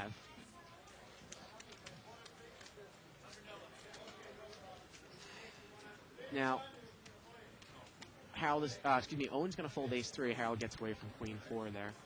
Did you get to watch any of Wednesday's game? I heard that you had watched some of the show on the replay. The big game on Wednesday? Yeah. Yeah, I saw. I got to see about half of it. Did you see the hand with nines against I didn't queens? see that hand. Oh. That was the hand. That was early on in the. Yeah, that was about maybe a half an hour into the show. Oh, what an unbelievable. Ed, he ceases to amaze me, man. Ed, Yeah. the old limp re-race on the bum with Pocket nines. Yeah. You got to be kidding me, but it paid off big for him, so good bet. I mean, look at Mike Wu. God, that guy is, Right. he's just, cold water. Yeah, what do they call, in his veins, He's Right. just a consummate pro. Got a raise here with pocket tens. Made it 40 to go. And he's going to take it down. Already halfway through the show. Got about an hour and 20 minutes left. We're playing 300 to 500 no limit hold'em. 5-5 blinds. The yellow chips are $5 chips. Blues are $1 chips. Whites are 100s. I'm here with the Greek poker god, Georgian.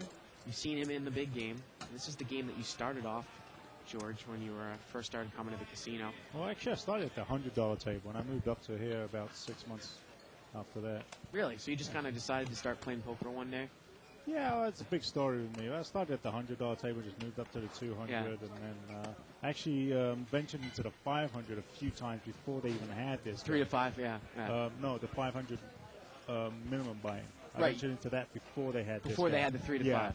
And Yeah, then when they had this game, it was a perfect fit for me Yeah. and my bankroll and everything, so I started playing this. And it's a really great game, actually. limped around here, queen, 5, because you get enough chips. Not like the other casino where you're Yeah. 5-10 blind with 400 Well, I max, don't even right? mind that, though, Yeah. to be honest with you. I mean, I know the blinds are big, but you just got to wait. Yeah, this game started last March of 2005, if I remember. You're right. We spread the 500 before this game was around. Right. And the 100 and the 200 were around for a few months before the 500 as well, yeah. When I came here, they had Would you come here at the end of 2004 or the beginning of 2005? beginning of 2005. Yeah. They had a couple of 200s, but one or two. Now there's like 5 or 6 Right, out there. right, right. Just a bunch of 100s and one 500. They always had a 500. And, well, now it's just blowing up. Yeah, now we seem to have we get like 3 games during the day now. Yeah, I mean, 500s. there's 2 500s now Yeah. before I left, and there's probably going to be, I mean, and it's tournament season, so there won't be as many, but they're probably going to keep 2 going at least. Yeah. Limped around here 3 ways. I got to tell you, 500 is really just my bread and butter because Jack 3-6 here on the flop was limped around. You know, no one really has anything here. But the thing about the 500, George, is that I think you can win a lot of money in that game, and the play is weak enough where you don't put yourself at that much risk. Remember, I was a prop here. I feel, now Owen's got ace-3 here. He picks up the nut club draw, and Alan is just going to continue to bluff at it here with 9-7. He bets 40, or 60. 60. Owen check called the flop. He's picked up the draw on the turn. Now, the question for Alan here is if Owen misses, he's going to have to throw a bet in here, right? He Well, might if he's gone this far, I mean, he might check it down maybe But if a 9 or a 7 comes. But yeah. it's a $60 bet. But really, he's thinking, this guy just won't lay a hand down to me. That's what he's thinking. Well, if you hit a 9 or 7, you might check it down and maybe hope that Owen has a 6, but I think he's got a jack at this point. The river's a queen. I got to tell you, if I'm Alan, I'm going to bet here again, obviously. And Alan just gives up. Look at Owen's face. He said, Owen looked like he just saw a ghost. Oh, that's funny. But anyways, about the 5-10 game, you don't put yourself at that much of a risk. I used to prop here, and I think I put myself at the same risk in the 20-40 limit hold'em and the 30-60 limit hold'em, and I probably make 3 to 4 times the amount per hour I make in the 500 game than I did in those limit hold'em Good. games. And I think the 1,000 game, sometimes it just plays really huge here with the guys that play. You know, it's such a huge difference between the 1,000 and the 500 here I'll tell you, sometimes. and I have to go back, and I think it's Mike. It's totally changed Yeah, that game. that's 'cause, true. look, some of the big hands that you get to play and you get to win a lot of money in the no limit come when they're well concealed, and when they're well concealed is when you get in cheap on the big blind, small blind. You've got Right. like, you know, 8-6, and the flop comes 8-8-6. You know, it Or you happens flop a every straight or oh, you something flop like that. some kind of obscure thing, and people are betting over cards, and maybe someone's hit a set, and you take down a huge pot. Now put Mike in the mix, and he's raising every single hand. No one's 100s. really in there with the concealed hands. You cannot see an 8-6, a 10, even 10-9, even a Yeah. queen. I mean, sometimes it's absolutely ridiculous. Now, Aaron has raised it here on the button. It was a straddled pot, and Josh is called out of position with 6s. Aaron's got about 400 left. Well, if Aaron can fire here, he's probably going to take it down. And he fires pretty hefty. He bets 100, and I assume that Josh is not going to get involved here with pocket 6s. Yeah, that should be the end of that. No, I agree with you. I mean, he changed. I've actually sat in some 1,000 games that I feel comfortable in, but normally when that game is going, he's in it. And it just changes the whole nature of the game. Right. No, but I know what you mean. I mean, the way to play an aggressive player like that is just to wait and wait and wait, and then catch a hand, and you've got to slow play. You know, the thing about Mike is, I mean, I don't want to use the term, and I like Mike a lot. His game last year, at the beginning of last year when we started doing the show, he was a fish. I mean, there's no doubt about it. Yeah, I mean, hey, Mikey, have a seat. He has turned into Absolutely. a very strong player now. He reads the board well. He puts you to the test. He's not calling off a lot like he used to. Right. He is, Dave likes him in the game because he puts so many other people on edge. And by him racing all the time, George, it makes other people call raises with hands they might not necessarily even limp in with because they think, oh, Mike is raising. Exactly. And that's why, I mean, your patience, I mean, we say no limit, it's just patience, patience. Yeah. Especially when Mike is in, it's hyper. You have to be, I mean, play 2-3 hands a night, so what? Yeah.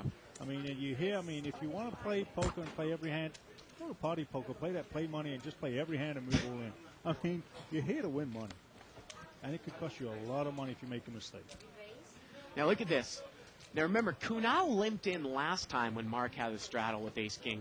This time he's limped in with ace-king, and Mark has raised it in the straddle. And like I thought, Kunal is pulling the limp re-raise here. This is the play that he set up. I mean, this now, I mean, Mark has done this the last 2 times he's been straddling, he's raised it. So on the 3rd time, Kunal figures he's going to do it again. I've got a strong enough hand.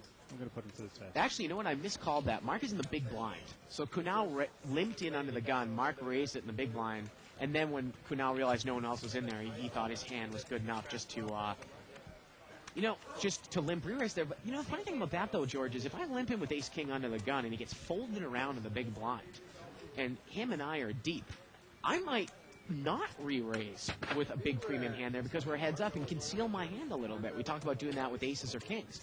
Yeah, you're trying to limp in with aces or kings to play. But here's the thing. Now you've called a hand under the gun. I mean, how much concealing can you really make? I mean, what can you possibly just limp in there with? It's either a pair or it's a good ace. Right. Pretty much. Oh, you mean you're Especially saying someone like if Mark raises and now I call, it's obvious that I have a decent I think hand? it's obvious.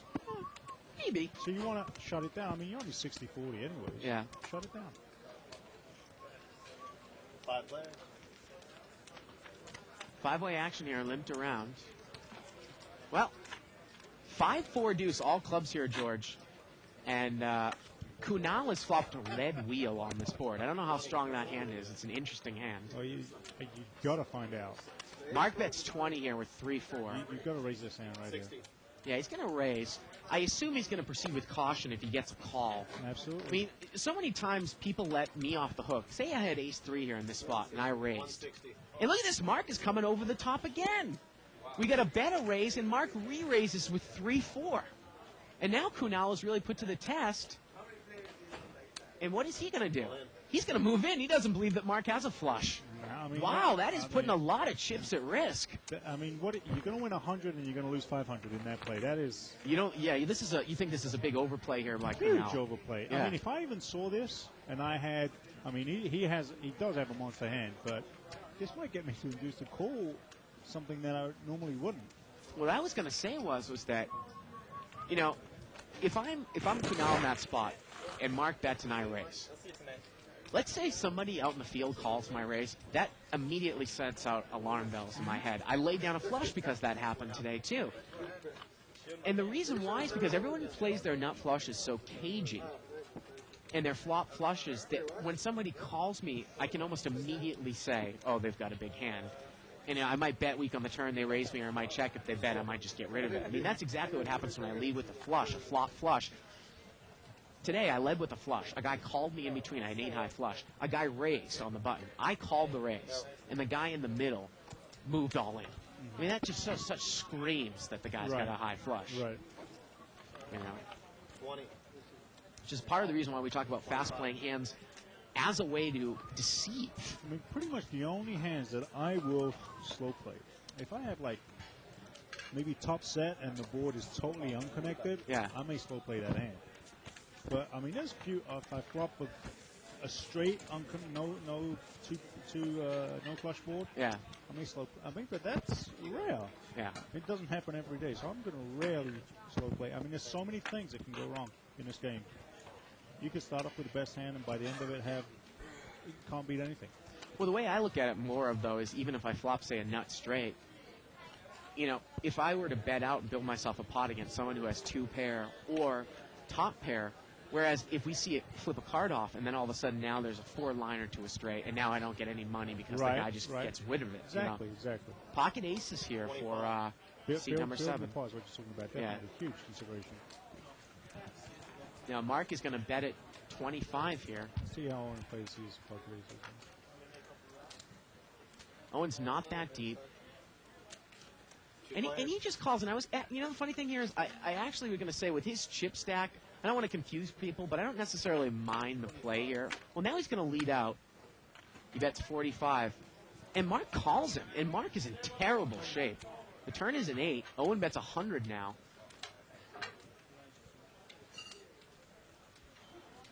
Funny thing about this game, George, is we always talk about building a pot and such. Sometimes you're so short-stacked in this game, it is almost sometimes proper to play it a little bit tricky to get the money in. What I mean by that is, if you call a raise in the blind with ace-king and the flop comes ace-high, you might want to check raise all in or check call all in as opposed to you may be willing to gamble a little bit, is what you're saying, in order to double up. Yeah. Sure, absolutely. Now, in this case, I'm looking at it, and Owen's got 300 left. Mark raised it to 25. Now, you actually might re-raise for value to 75 with aces. Mark should be a good enough player where he should easily muck king-queen if you only have 300 left if I make it 50 more. Because I'm not deep enough for him to make any money with that hand. I might smooth call Mark there with aces, and I might play it as a check raise, just because I'm short-stacked. But when we get into deeper games, we always talk about how you want to play big pots with your big hands. And I'm not talking about just one pair. I'm talking about your sets, your trips, and your straights. People that slow play big hands on the flop when they're deep against other players that are deep are just losing a whole lot of value, right? Absolutely. In their hands. I mean, you got to make a couple of reasons. You got to put the guy in a situation where he thinks he's good, he's going to push on you, or put him in a situation where he may want to make a play on you. There's so many different reasons.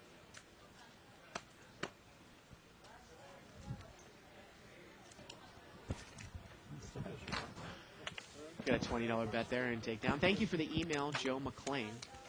Wow. Yeah, Joe likes to send me these little Asian Pictures. Thank you for both of those. Yeah. He said, I just watched the Italy game finish on TiVo. The Italian player took a big greasy dive. Yep. No more Italian dressing for me. It's freedom oil and vinegar from now on.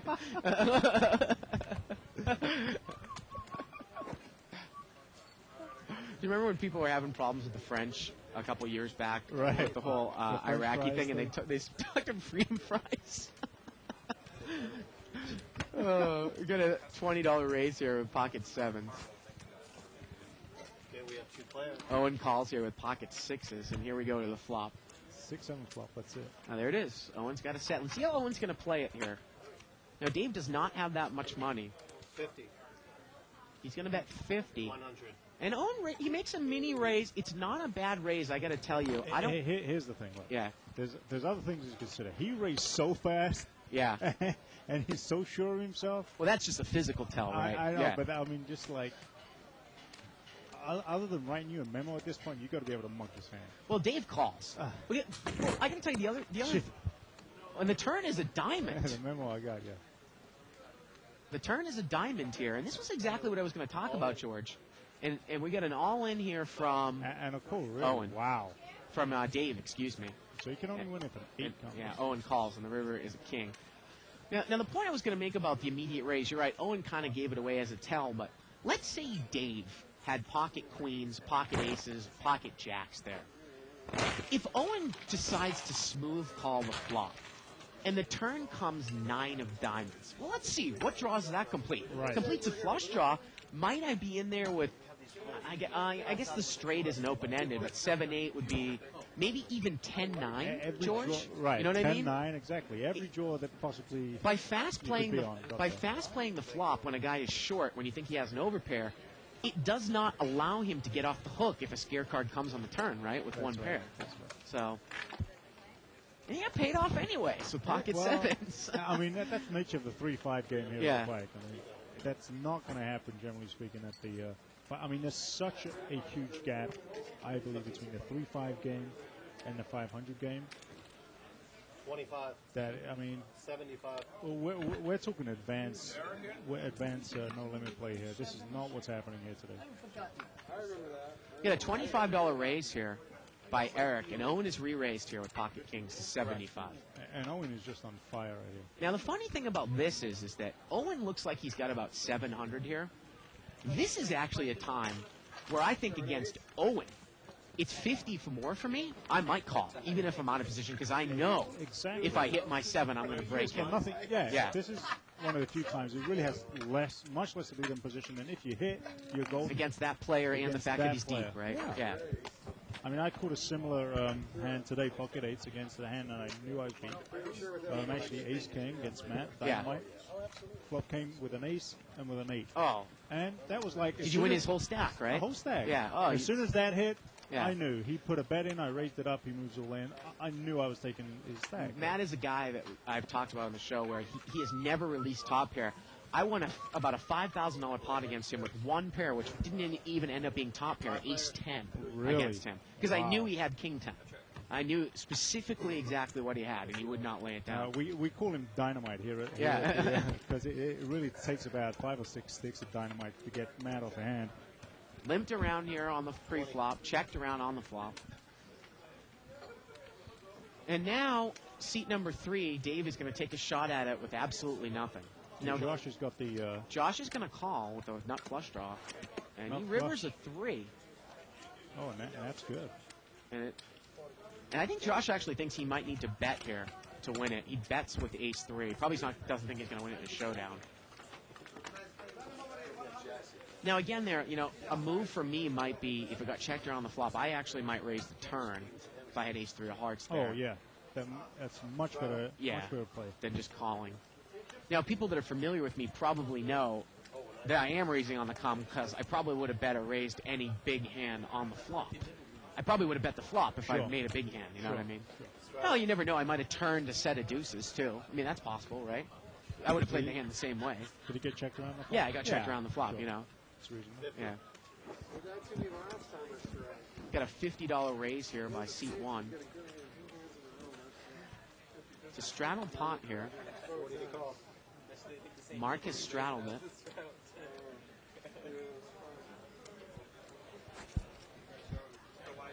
And the button's going to take it down there.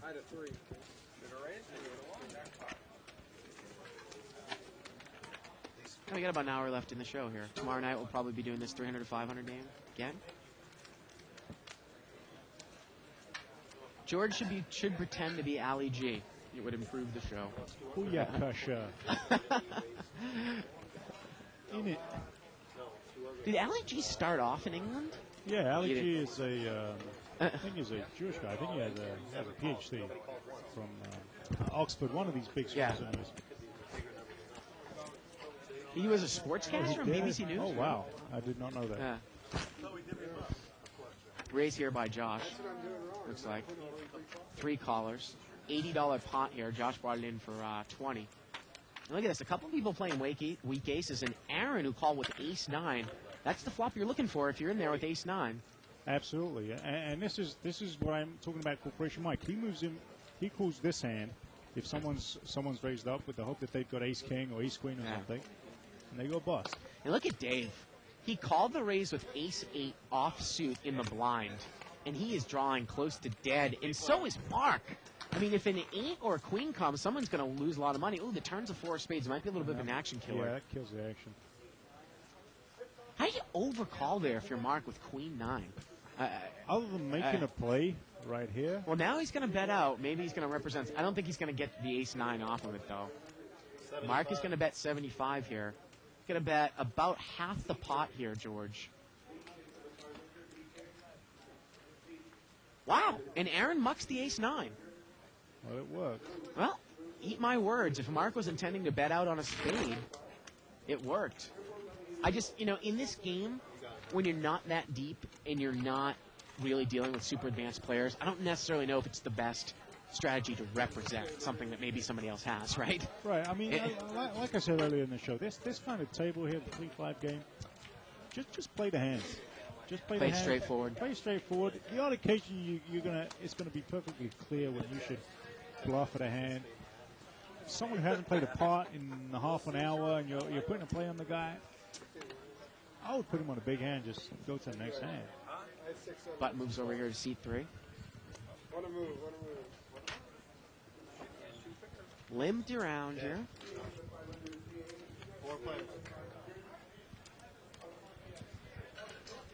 King deuce 5 here with a couple of hearts. We got a king jack in the hand. Seat number 6, Eric under the gun. Eric's going to come in for a $20 bet, and that's probably going to do it. Now, trouble hands and no limit. King jack offsuit, ace jack offsuit, king queen offsuit. Do you play it from up front in the first couple positions, or do No. you just easily muck them? Muck 'em. You do not get involved. What's the point? Yeah. I never know where I'm at unless I flop an absolute monster. But I can flop a monster with 8-6. So what's the Right, point? right, right. So you don't really limp in. Also, another trouble hand I think a lot of people get involved is, say, the ace rag suited from up front. Ace rack suited from up front, because it's a hand generally that it's easy to get away from, I might play. Because if it just comes with an ace, I'm mucking that hand. But if it comes... Especially if it's at a passive table with maybe not a whole lot of pre-flop raising, right? Yeah.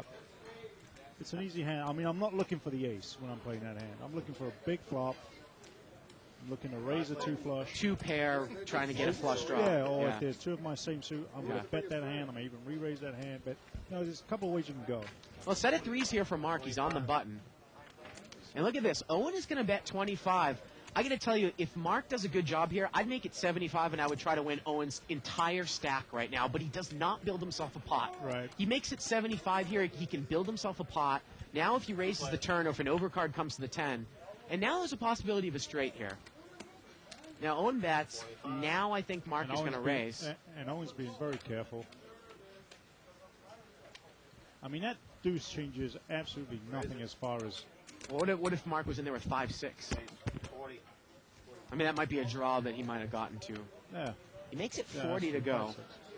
And now I think this really lets Owen off the hook. Again, real-time example out there. If he made it 75 on the flop, Owen probably would have called. The pot now would have been 175. Right. Owen checks the turn. You bet 90 on the turn. He makes the call. Now you got a the 400 pot is about five. $400. Owen's got maybe $350 left. Now you can bet $250 on the river. Now the pot's like $700, $250 for him to call, and now he makes the call with Queen 10. Instead, he slow plays it, and he loses all of his value. Right. We see it so many times. Again, not to get harp on it. No. But You just described the perfect way to play that hand.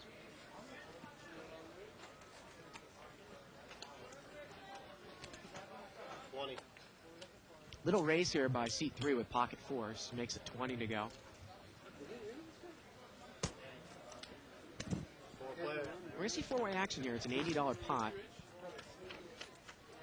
I want to ask you about something about raise sizes in a second here. So Dave brought it in with 4s. Let's see if he continues on. Mark's got the ass end of a gut shot here.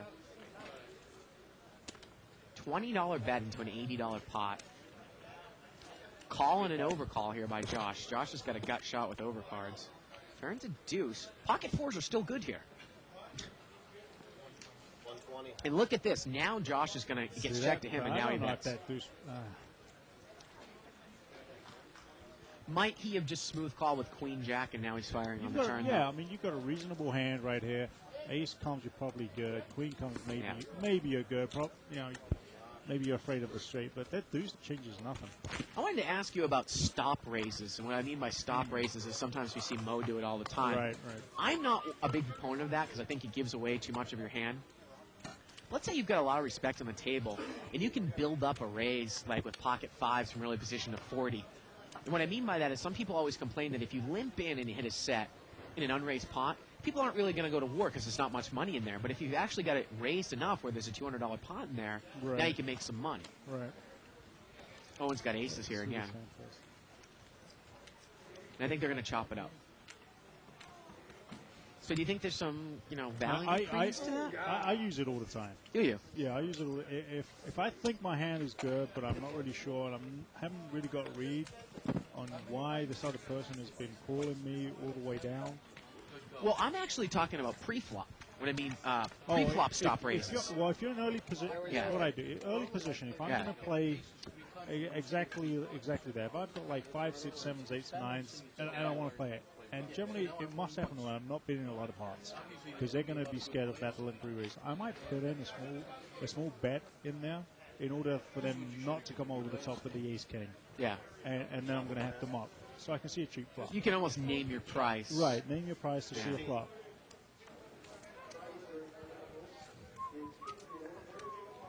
Now we got a raise here. But yet again, it's table dependent. If I know Corporation Mike is going to make it 300 to go, and forget about it. Just throw it in and play it in position. Dave raised here with Queen 10. And there's Rick Nebbiolo. He's new player in seat 9. So seat 3 is going to continuation bet 40. He's hit top pair. And Rick is out of there. You played with Rick sometimes before? Rick in seat 9. Seat 9, yeah, on a few occasions. Kind of a nittish player. Tight. Tight. Butt moves over. He's played with Russ Fox a couple times, right? How would you characterize his game? Not the tightest player in the casino. Yeah. pretty much. Yet he still gets paid off sometimes. It's amazing. Yeah, it amazes me. The other day, Russ actually laid down a big hand. He raised it pre-flop, one off the button with jacks. He got a call and a re-raise, and he mocked the hand and actually said to him, "You got jacks, right?" And he was actually up against 2 overpairs in that hand. So Now, it's limped around here. Pretty big flop here for Aaron. He's got top pair and a club draw. But again, I talk about this hand. If you get called, I don't think it's a great situation if you get called. You might be up against a lower club draw. You might be up against a higher club draw. Remember, your hand is not made. If you're up against a higher jack, you're losing right now, right? Now, it is a hand that you can move you're with. losing, but I'd rather see that than nothing. Yeah. So you get confirmation. Joe McLean, Chester on 2+2. He'll be in here tomorrow. 3 to 5 game. Hopefully we won't see 40 no flops. 3-5 games tomorrow? I might play that. Give me next hand, please. Put your money where your mouth is, huh? In this game, I'll probably lose money in this game. I can almost guarantee that. It's going to be. Well, Dave has raised it out of the blind. Oh, did he straddle? Dave straddled. And he tried to raise it, tried to pick up some dead money. And again, ace-jack suited, not a bad hand to raise in that spot. He made it 50. Wow, and all these people are calling with very speculative hands.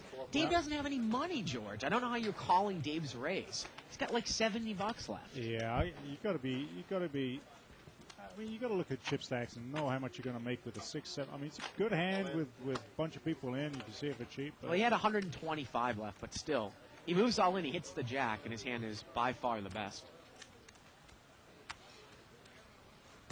I mean, for you to be in there in early position against a raiser with 10-7 of hearts, even if I was in late position heads up against a guy, I'd probably want to be 30, 40, 50 times the money. Have to be against a player that I think I can get paid off. No, C4 is not going to call this one. I don't think so. You just holly him a bit. He's got a gut shot to the 9. You looked at me, so I thought Mark is just using up airtime right now. well, you were looking this way. Actions on me. Yeah, sometimes it's like, it gets a little irritating, especially on a Tuesday night, about how slow the game goes. So those guys like, Gus and Kelsey and, Does the Wednesday night game go faster? Yeah, the Wednesday night game does go Plus faster. it's more interesting. Yeah.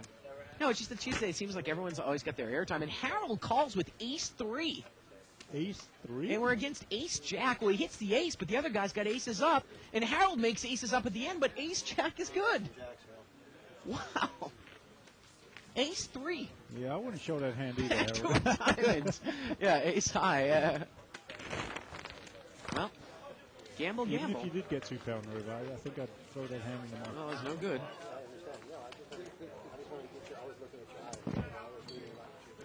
Whalecock on 2+2 writes, if Dave was in the booth, do you think he would try to make love to George because he has an English accent? Yes. I'm willing to bet that's about 50-50 right there. I've never seen a guy love the English team so much. Oh, are you kidding me? Last 8, baby. Last 8. I think it's a little bit more, actually. Straddled pot here. Raise it to 50. Got a $50 raise.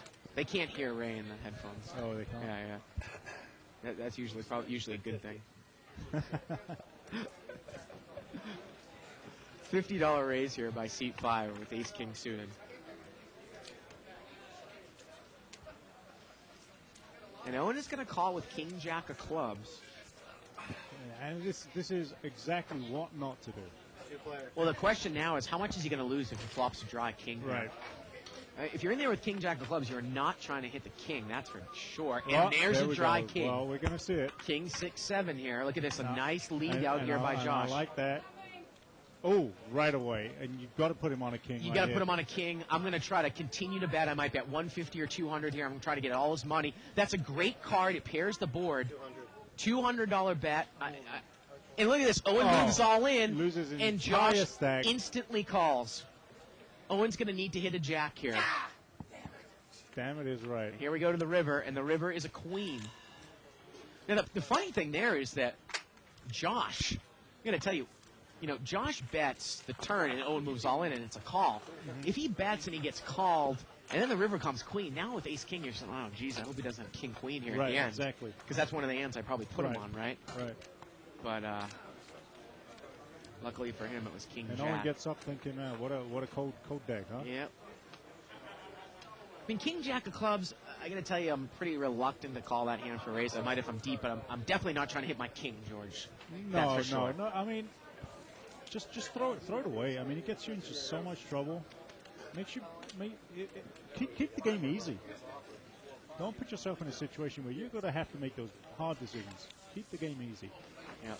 Define your hands, and one way to define your hands is not playing speculative hands like that. Email here from MedCrew3. Says, I just have to say you guys are doing a great job, and this is the best poker show around. Thanks, Spartan Dave. Yeah, Dave got a little bit of lingual surgery done over the weekend. He's now talking with the English accent. There you go. Yep. Like he always wanted to. It never could, huh? Yeah. So is Greek your first language? No, English. Oh, English is. But your No, family's from... I was born in England, raised in England. Oh, then you moved to Greece. I Yeah, thought it was no. the other way around. No. Oh, right. But you speak Greek. $30 raise here by seat 1 with ace king. We should do a 5-minute segment in Greek. And Yeah. Well, David's called with the suited ace. Well, he's hit the flush draw. Aaron does not continuation bet here with See, ace king. Dave needs to put in a bet. Nice bet there put in by Dave. Yeah. And look at this. Josh is going to check raise all in with jack 9 here. Wow. And how much money does Dave have? Well, David only has, he's got another 350. Man. Wow. A lot of money to put in with jack 9. And, Josh it's almost a coin flip here. I mean, a check raise. And then you had seat 1 to deal with, too, who also had a lot of money. That's committing a lot of money with jack 9. He's safe so far. And the river's a 9, and he beats it. But, again, I got to point out the fact that Josh, he called the raise with jack 9. Seat 1 was the pre-flop raiser. Seat 1 checked. Now the button bet. And now Josh check raise. Maybe he put the guy in a button steal. Again, I just think it's a lot of money to commit with jack 9. It's a lot of money to commit, seeing that seat 1, although he checked, could have some big sort of hand. monster that he Some slow sort played. of monster. Yeah. I mean, normally people don't check over pairs in that Right. spot, but Josh is running real hot these last couple of hands. Maybe he figures, let's take it down. Because he's running hard, he can't lose. button moves to seat 4.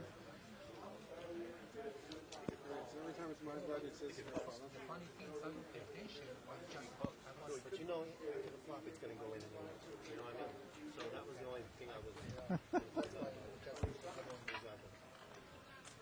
All right, man. I was being nice. 40. New player coming into seat number 7. Art.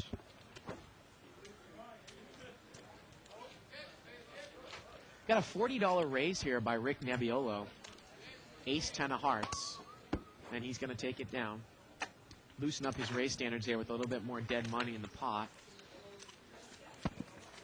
So you never go on 2+2, huh? No. No? Where's the love, Georgie? Can't find Come it. on. Why don't you guys just put a link into the 2+2 thread? From On the our website. from a website? Hey, that's an idea. Just having people troll it. Do we have a link? We have a link, damn it. Straight- when- Yeah. Really? Yeah. You did Yeah. that? You guys did that recently, or has that been there a while? Somewhat recently. I think if you head over to the left-hand side of your screen and you click on, I think it's how to contact us. It's over there. How Ah, to contact us. you yeah. guys got it buried in there, huh? Hey, I mean, if you watch the video blog, we got a lot of good things over on the left-hand side of the I screen. have watched the video blog. On, Sign up for the archives. I've got Under the Gun with Dave Tuckman, live updates from the World Series of Poker and some live pictures from today. Really? Yeah. And check that out. Tuckman Under the Gun, he's got some pictures from today. I'm loading this baby up right now to show you, George. Now, if anyone has a picture of Mo, and yeah, there's David. Look at David, Ronnie, and Pajeto in the Gold Coast. That's a scary picture right there, all in one hotel room. My goodness.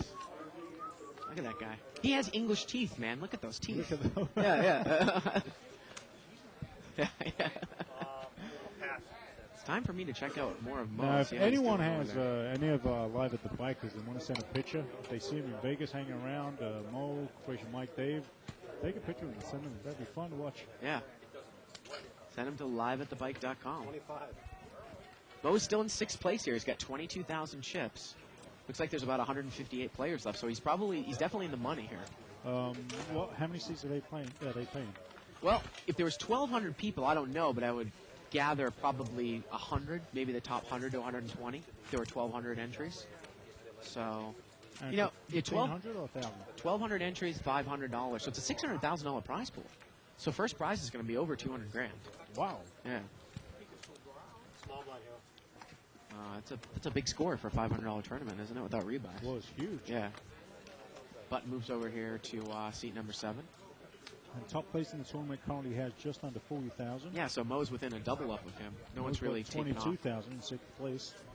You know, the funny thing here is I saw Marsha Wagner. She is Kenna James's wife. Does she work for a casino? Hollywood Park. Get that in my ear. I, of course, could have had the opportunity to enter this, but stayed here like the trooper that I am. Next week is my week, George. Good luck to you in those Omaha tournaments. Seem to be doing really well. Thank you. Button moves over here to seat 8.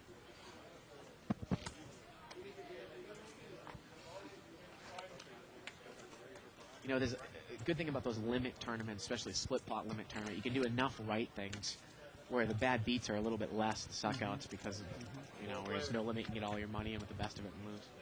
So it is it's a high-low? Yeah, high-low split. 9-7-5 here with a couple of hearts. He's limped around. He's got Brian in the box here. New father. Aaron's going to bet out here with the ace-9. That's 30. And I don't think Rick is going to get involved here with bottom pair. He does not. Takes it down. So I wanted to get Nicole Pepe here in the booth sometime this week, but you said she was a little under the weather, huh? Yeah, get well, Nicole. Yeah. Did you tell her you were doing the show? Yeah. Yeah, she's listening? She is actually Yeah. listening at this. I think she is. I think she is. And she's playing the game she always plays on her computer. What's that? Online poker or just a... No. Oh. Nicole will not play online. No? Dungeons and Dragons or something? Some sex thing. Leisure I Suit don't know. Larry? Something. Ooh. Some porn game. I don't know. Some porn game. Straddled pot here by Mark. She just texted me actually, and she's become a Portugal supporter. She's been watching the Really? Cup. She Portuguese? No, but I think I'm going to have to spank her just because of that. Well, Art's got top 2 here. Mark straddled here. He's got deuce 7 offsuit. Obviously, you're not going to raise on a straddle every time. The flop was Queen Jack 7. And Art did not bet Queen Jack in seat 7. Wow. I don't know how. I mean, someone with a lone It's king, not. lone ace. Yeah, okay. there aren't 3 clubs out there. It's the Queen of Spades. Oh, it's the Queen of Spades. But still, 2 clubs: Queen of Spades, Jack, and a 7. Build yourself a pot. I mean, Yeah. it's- Art takes it down there with the bet.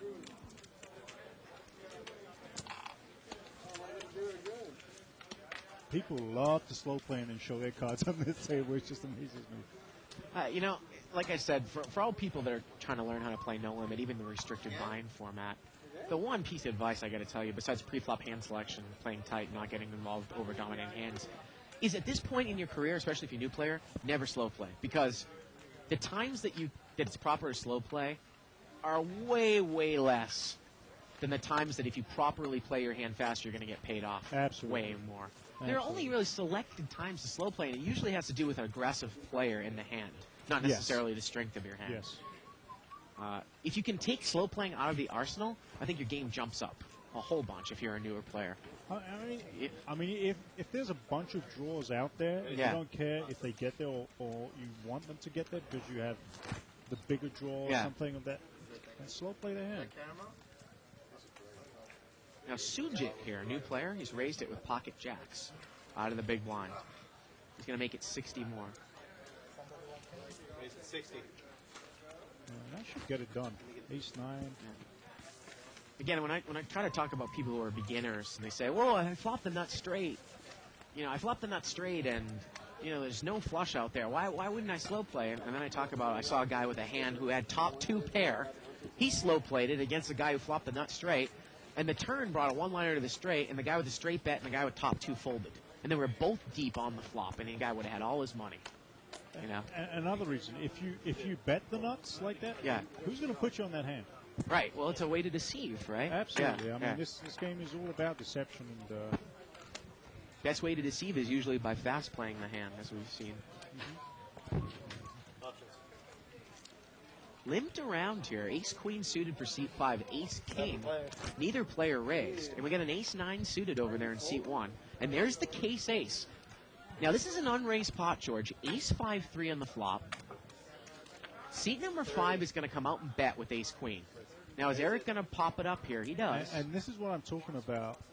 If you don't raise ace king all the time, you get another person in there. He raises it to 80. This should easily get Aaron out of there. It does.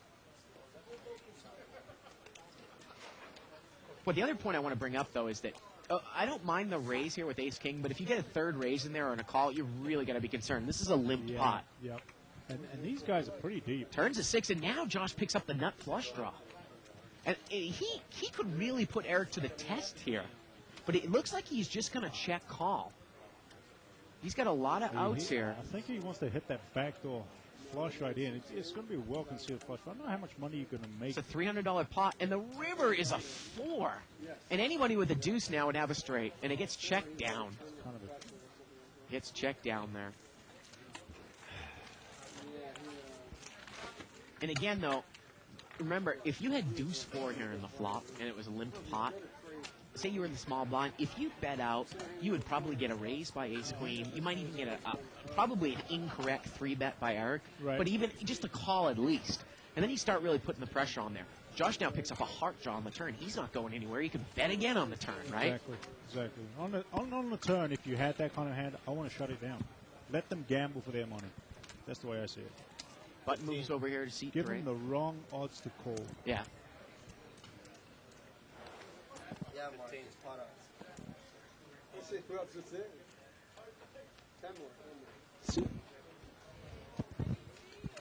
$15 raise here by seat number 2 with pocket 5s. And again, he's making a kind of a smallish raise with kind of a not really a super strong hand.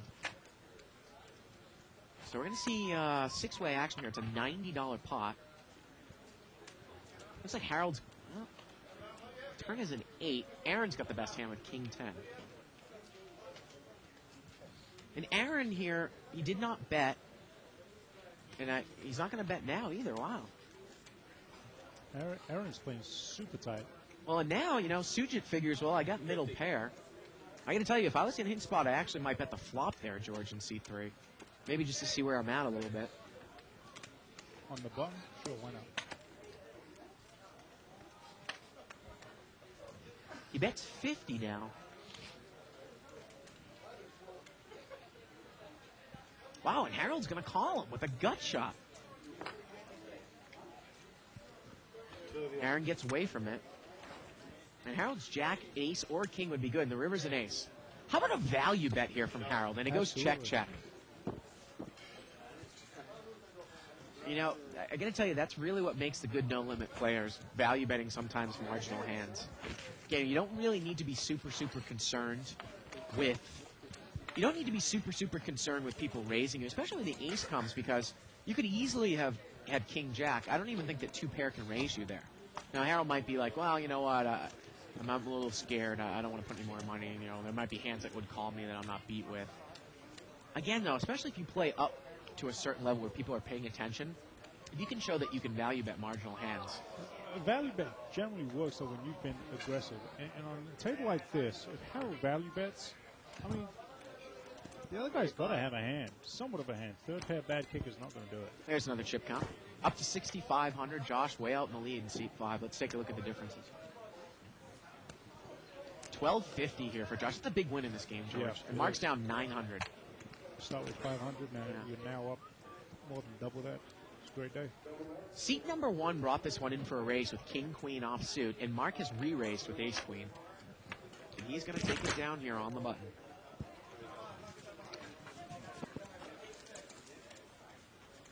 Now, in the higher limits, you generally hardly ever see a re-raise with just ace queen, Ace, queen offsuit. you know, offsuit. I mean, the funny thing is that, beat. you know, it's almost a catch-22, like with a guy like Mike. You know, if he, say I'm on the button, he's in the cutoff, I might re-raise with ace queen just because I think I have such the better hand. But he might put me to the test, and if he, you know, if he's in there with, say, he raised it with like jack 7, and the flop comes out with the jack high, you know he's not going anywhere. Right. So you know, it's kind of tough, you know, sometimes. So With someone like Mike, I want to hit my hand. I want to get there as cheaply as possible and hit it. you don't necessarily play it all that hard against him, man. 5-way action here, unless you flop a monster. I mean. Flop the monster, because he's probably going to be doing the push. Well, 2 flush draws in here. This is Sujit's hand. This is what I'm talking about here. As opposed to top pair, he's got middle pair in a flush draw. Jack 9 of spades. He bets 20. Harold has got a gut shot to the 7 with lower spades. He's got pretty big reverse implied odds if a spade comes out here. And the turn is a 7 of spades, and both players make a flush, and Harold checks. And it goes check, check, George. Both players Wow. make it, and they check the turn. Oh, here Oh, we go. are you kidding me? And now Harold's going to bet 50. I got to tell you, I mean, maybe Sujit makes a raise here and he still gets all the money. But why on earth you would check the jack high flush on the turn is beyond me. Well, now he raises. He makes it 150. And Harold And is... Harold has to call. Yeah, he's going to call. But look, Sujit's got another 100 left. He left $100 on the table by not betting the turn. If he bets the turn, he probably gets check raised. All the Right. money goes in. Instead, he leaves $100 on the table, which in this game, you know, it's 25% of your beginning stack. Jack, I mean, you have the, 20% of your stack. You have the third nut hand there. It's good Yeah. enough. I just don't understand. And then the other possibility also is that, say for some reason Harold has 2 pair and he's too stubborn to get away from it, not him personally, but just saying in general, you check the turn, now a 4th spade comes out. I'm not even talking Right. about even if you know Right. you're good, but this guy isn't going to call a bet now because he doesn't have a spade. If he didn't have a spade, if he had 2 pair or something like that. I never understand people, especially when you get deeper. I think one of the biggest mistakes in deeper cash games is checking a made hand on the turn, like a full house, against a player that's not aggressive, that you're not trying to induce a bluff with. Because I see so many people leave so much money by not building a pot up on the turn when both players are deep. Now, you might do it against Mike, because you might induce a bet on the Right. on the river, whereas if you had bet the turn, he might have just folded. Now you check, he shows some weakness. But I got to tell you, I don't know if you remember the hand. I know if you were in the game when Hollywood Russ brought it in with a hand with pocket jacks, and Barbecue John called the blind with ace 4, and the flop came jack 4-4. You know how passive Barbecue John is, right? Hollywood Russ didn't get all of Barbecue John's money. The flop, Russ raised it with jacks. He was in position. Barbecue John called in the blinds. Barbecue John had ace 4. Hollywood Russ had jacks, and the flop came jack 4-4. It went Wow. check, check on the flop. Barbecue John bet the turn from up front, and Russ just called. And the river brought another overcard in a backdoor flush possibility. Barbecue John bet the river, Russ raised, and Barbecue John just called. I mean, he had far from the nuts at that point. Right. And Russ left like $8,000 on the table. Heads up, it was absolutely amazing. Yeah, I mean, you're playing that hand, you get your perfect flop. The other guy flops an absolute monster too. Yeah. And somehow you manage to make the minimum, right? Yeah. Same guy flopped the 7 times 2 hands, and I had ace. I had his other 10. I don't know. Mine's doing okay 'cause he has a Oh, look at this. You got an email here from Brian Rodenkirk. Says, when I was out there last August, I had the pleasure of playing with George in the 3-5 game for about 3 hours. before day one of the Legends tournament. He was very friendly and made playing the game enjoyable. Was a nice change from some of the other games that I had played during my trip where people, it seemed like everyone was doing their best Mike the Mouth impersonations. Thanks, Brian. And he goes on. We'll get to that in a second.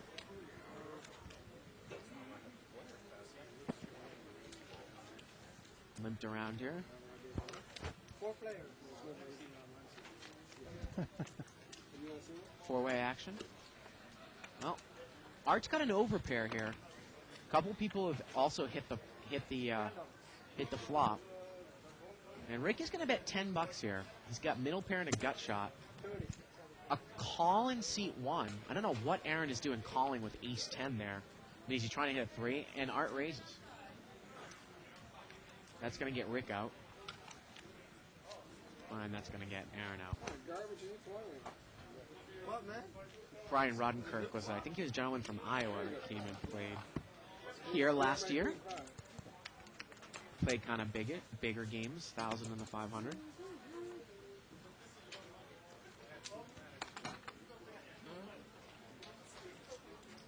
Thank you for the email. I want to tell everybody, you still got time to watch the video blog. The new one doesn't go up until Thursday. It was a really interesting hand between Mike Wu and Farhad that we put up there this week. And I've emailed Mike Wu, and I'm awaiting his response because he says he's going to watch the video blog. And everyone who knows what I'm talking about, Mike Wu basically raised the guy off of what it was a bluff, but he only had ace high, and the question was, should he raise or just call with ace high on the river? $25 raise here by Eric with king deuce of diamonds. And that's going to get it done. We get an email here from Douglas Moore saying the payout for the employees tournament. First prize is $127,500. Not too shabby. Not bad for a 500 tournament. Top 3 spots is where you want to be at. Yep. Third spot paying $38,000. 62nd.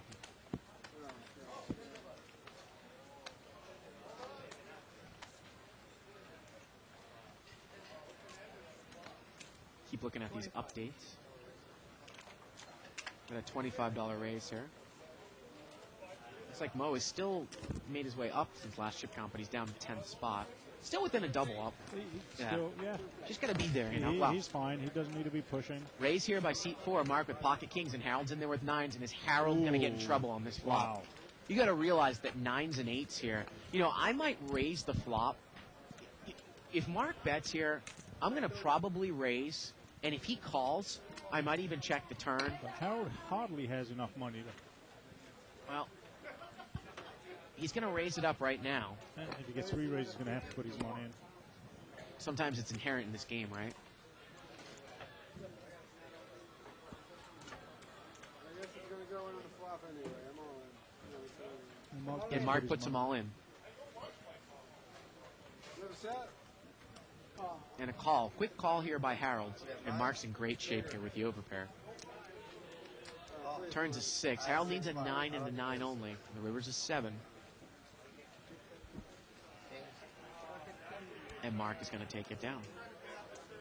So, Nicole Pepe, on that topic, she kind of did what David Nine did. She was a prop here and then kind of moved on. She's playing on her own, mostly no limit. How is she doing? She's doing a lot better than she was propping now. Yeah, propping is such I have a problem with the propping thing, because you play so many different games at so many different levels, and you get into a table and you get the feel of the table and then you don't have any table selection. Yeah, remember you have to pick up yeah. and leave. Yeah. But she's doing a lot better now. Thank you for playing correctly. Not doing so great today, but Oh, yeah, the 6 turn. I think she plays the game well. She's listening. I remember I talked to you about a couple of things. I don't necessarily bring it up to her because I don't think it's my place about some of the hands that she plays. Unless, of course, she asks me. But obviously, she's still learning a little bit, you gotta understand Yeah. that, you, me, Nicole, basically we started at the same time. We're all learning. We're all learning. We're not we haven't been playing for 15, 20 years. 10-7 deuce here, all hearts. Art's got a flush draw. He picks up a pair now.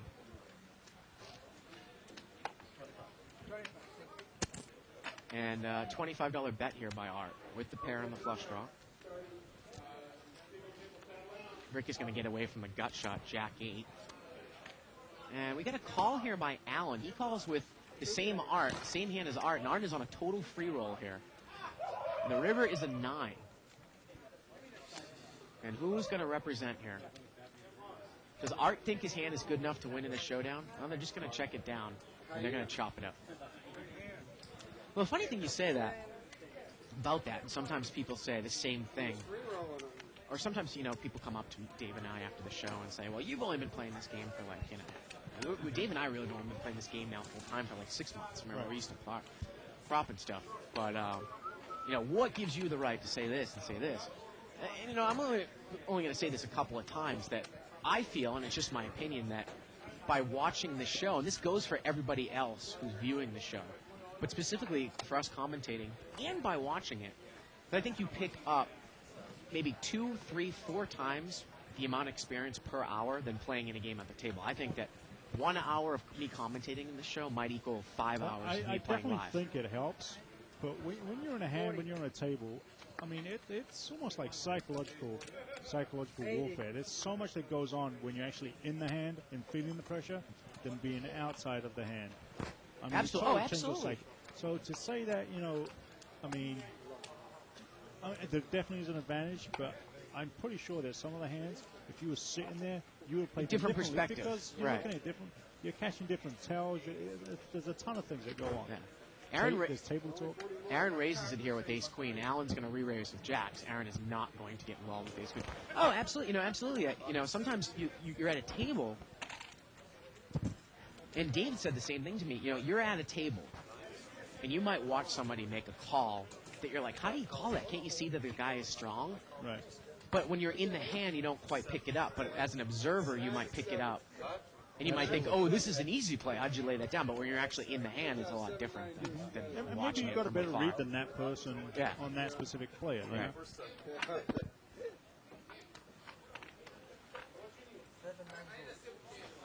Raise $30. We get a raise here by seat number 9 again. Or excuse me, by Rick with ace king suited. He made it 70 total. 30. $30 raise. And it looks like a call. I could have... Yeah, we got a re-raise to 70 by Allen. So he's re-raised it again, 2 hands in a row. So Rick... Now, how is Rick going to play this? He's re-raised... How much money is It's Rick at? 40 more. Rick has got about 450 left, and Allen has them covered. It's only 40 more here. I would just call the hand. Yeah, and he does call. And again, with these chip stacks, you might play, if you hit an ace or king as a check raise. Wow, he's picked up a And big that's the flop kind, here. That's the kind of flop that I'm looking for, and I need to see both of these cards right now. So I'm pushing. I need to see the turn. Are you going to lead out? Are you going to check raise here? I'm leading out. Yeah. Check raise may make the guy. I want to be able to have the ability for the guy to fold the hand. Yeah, check raise might make him pot committed if he Might make bets a now, pop bet, right? and Yeah. I need to see both of these cards. So right now I'm leading out. And he is going to lead out. He's going to bet 100. And I don't I think understand. even a little bit more than that. Well, he only had about 350 left. I was actually wrong. But now, I mean, the other guy comes over the top. You got to call now, and you lose that ability for the other guy. You don't give the other give the other guy a chance to fold the hand for $100. He's got pocket tens, got one overcard. Looks like that may do it though. You put Allen to the test a little bit. Yeah, Allen only has 10s here. The funny thing, though, is that when you actually look at it, I don't know if Allen's going to get away from it. In this game, I've never seen anybody lay down queens or kings here, just 2 as a Really? bet. Or, you How look about at it, all in, huh? the only thing that you're actually probably going to get him to lay down is 10s. Sense, really. Because he's not going to lay down aces, he's not going to lay down kings, he's not going to lay down But queens. since you have an ace or a king, realistically, he either has queens or tens. Yeah, I agree with you. I like the lead out. I'm just saying that I wouldn't be surprised for all the money to get in there with Rick's stack. Absolutely. Because I think the guy with the re-raise but again, you're right. You might get him off in 9s or 10s. There is that fold equity, and he did indeed. Yeah, definitely in the higher stakes game, Yeah. you mark aces like there were nothing right there. 'Cause Yeah. Either way, I'm not folding the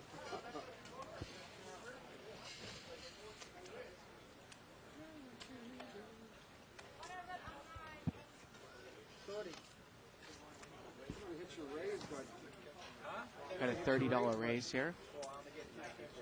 Looks like we got a real-time update here by Pajeto saying that Mo is down to a few thousand, and that was almost a half an hour ago. Ooh. Didn't catch that. Really?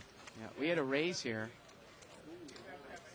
by seat number 1, Aaron, and he's picked up a big hand here, George. He's got the nut flush draw with a pretty good scare card out there with the king. Bets 50. Wow, and Josh is going to make the check call with king 8 of clubs. I don't understand how Josh is calling that hand out of position. Aaron's not that deep. I mean, maybe he just feels he's on a rush. Turns a 9. And Aaron takes the card. Oh, and I mean, he took the card. How can you not push right there? And the river's a 3, and it goes If check. you're Josh, how can you not push on the turn? Well, making it, seeing the fact that Josh is king 8, it would definitely be a nice push. But listen, you called the bet initially, and now he's checked to you. Yeah.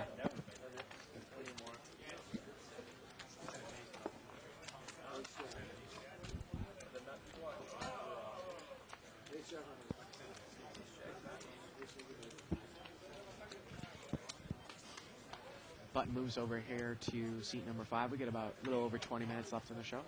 So all I can say is go Mo. I hope Pajeto keeps... Any update there to what happened? He must have lost a big pot. What was that? Did Mo lose a big pot right there? Why does he drop down to? Yeah, I don't know. Hopefully we'll get some sort of real-time update there from Pajeto. Calling your name, Pajeto. Got a raise here to 55. When you put your hand in front of the mic, people can't hear you, George. Rule number 1 in broadcasting.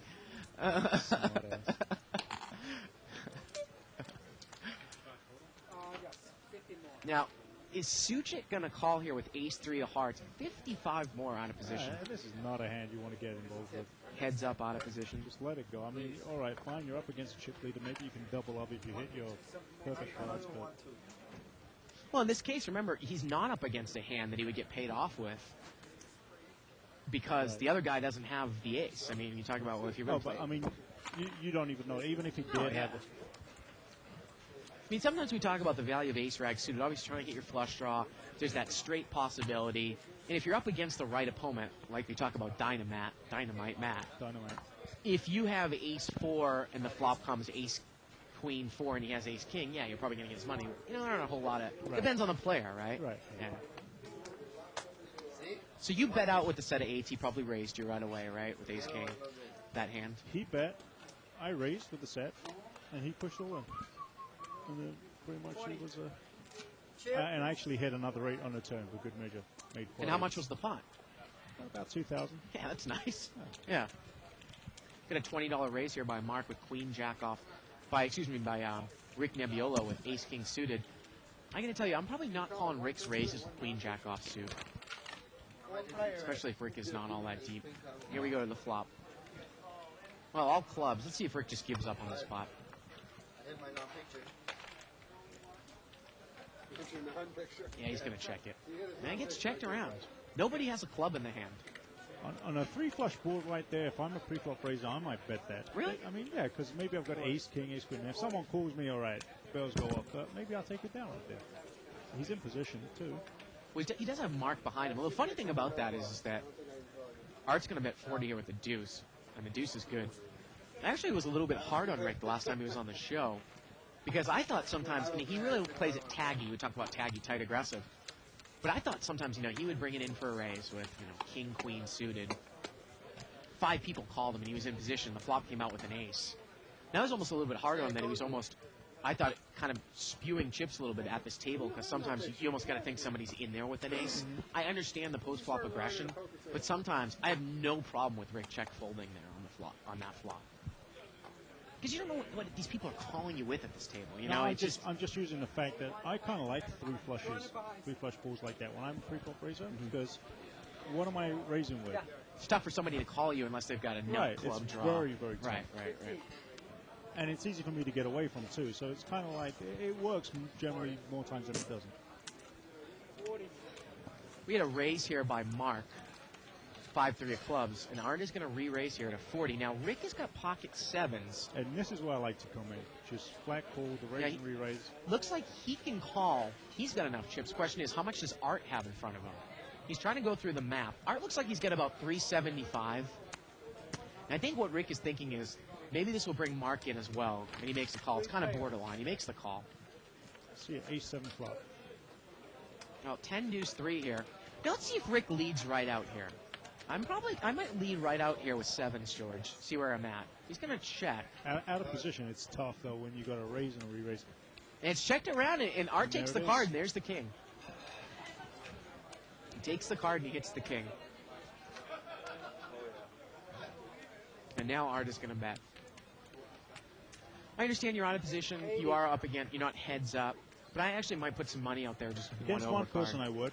Against 2 people, it's tougher. You're right. It was sometimes it's really peculiar because, Mark kind of brings it in for kind of a BS race to 15.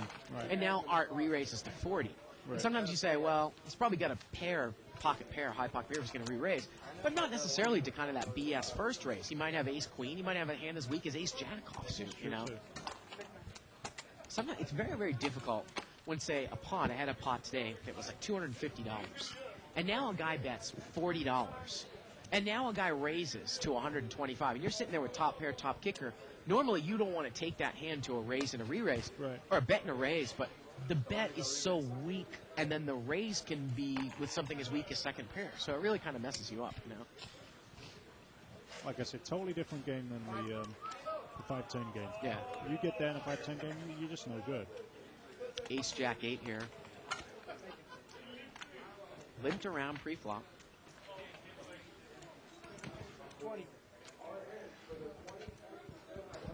And Mark is going to bet 20. He's got queen 10. He's got a kind of a gut shot straight draw here. He's going to take it down.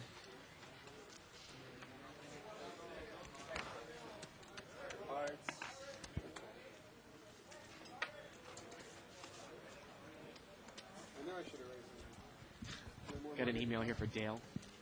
Thanks for the email. I think he sent this email once before talking about what are our thoughts about playing mid to high pairs, 8s through queens, middle of the tourney with an average stack at a fairly loose table. How would you open an early, middle, and late position? Says I find these hands extremely hard to play, especially when the flop comes undercards. Any thoughts would be appreciated. Well, I got to tell you, I don't have a big problem going broke in a tournament with an overpair on a ragged board if I've got, average to below average Right. chip stack. You're not going to do it in a cash game No, for not at $3,000, all. but it's much different, I mean, it kind of depends. How many rounds can you last? Yeah. I mean, are you going to get paid if you hit? All these kind of things. I mean, with queens or jacks or even 10s in early position, if I can't last, even with any of those, if I'm not lasting more than 5 rounds, I'm pushing. Oh, yeah. I'm first in the pot. They've got an overpair. Art just makes a bluff at it with ace-10. Aaron calls with a flush draw. Aaron picks up a pair now.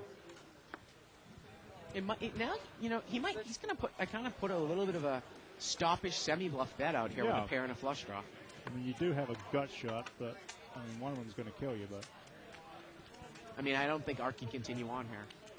Especially, if Art was betting a 6 or a 4, Aaron's going to now bet what might be the best hand. Even if Art has a king, he still can improve with a 9 or a spade or a queen. And he's not going to give Art a free card to improve. Say if Art had something like 5-6 and the river came 5 or 6. It's a good bet here by Aaron. And he is going to take it down there. I don't know. Have you read Skalansky's tournament poker for advanced tournament? Yeah. I think in his case, he makes the case for it's push or fold mode when you've got 10 times the big blind or less. It might be a little bit less than that. okay, I do it a little bit differently. I can't play the way Dan Harrington says. If you can last amount of times you can last. So you count the around. rounds, yeah. Because there's antes involved Right. and stuff like that. The king was a spade. But yeah, mine is if I can last 5 or less rounds, I'm going with anything. It's one move you have. You're on the Yeah, you short go step. one move. Yeah. And you've got to be in there first. That's the only prerequisite there is. And you can push in with something like Jack 10 of diamonds. You don't want to call off your money. Absolutely. I mean, I wouldn't be in there with like deuce 4, but I really don't mind. I mean, some people that watch a little bit too much WPT, I'll get to it in a second here, 6-way action. I know I had the best hand pre-flop. Ace 3-7 here. Eric's got a weak ace. He's got the best hand. He's going to bet. Because I was going to comment a little bit about kind of those middle-ish suited connectors. when pushing when you're on a short stack, I mean, they can be sometimes more valuable if you get called than a weak ace, like an ace-3. Because if you push with an ace-3 and you get called by pocket fives, well, you're a 2-to-1 knock. Right. If you push with Jack-10 suited and you get called by pocket fives, you're a slight favorite. Now remember, if you push with ace-3 and you get called by ace-queen, you're a pretty big dog. If you push with Jack-10 and you get called with ace-queen, it's not that I bad, don't right? push with any ace. Right. So that's the thing. Yeah, yeah. I mean, I know at some point you've got to go with any ace. I mean, if you can last only 5 rounds or less, Yeah.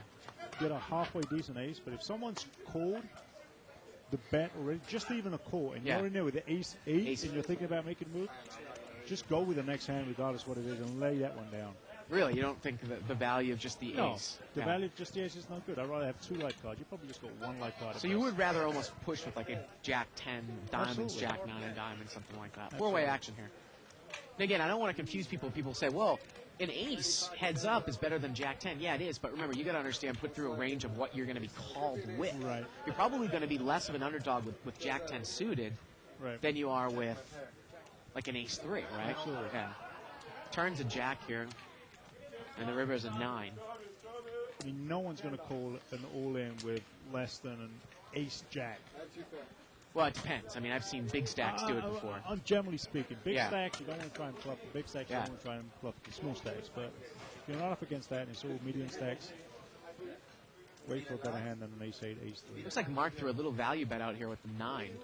Seat 4. In seat 7, and Art called with the nut no pair here, George. Did he call? Wait a minute. Did Art call here? No, him.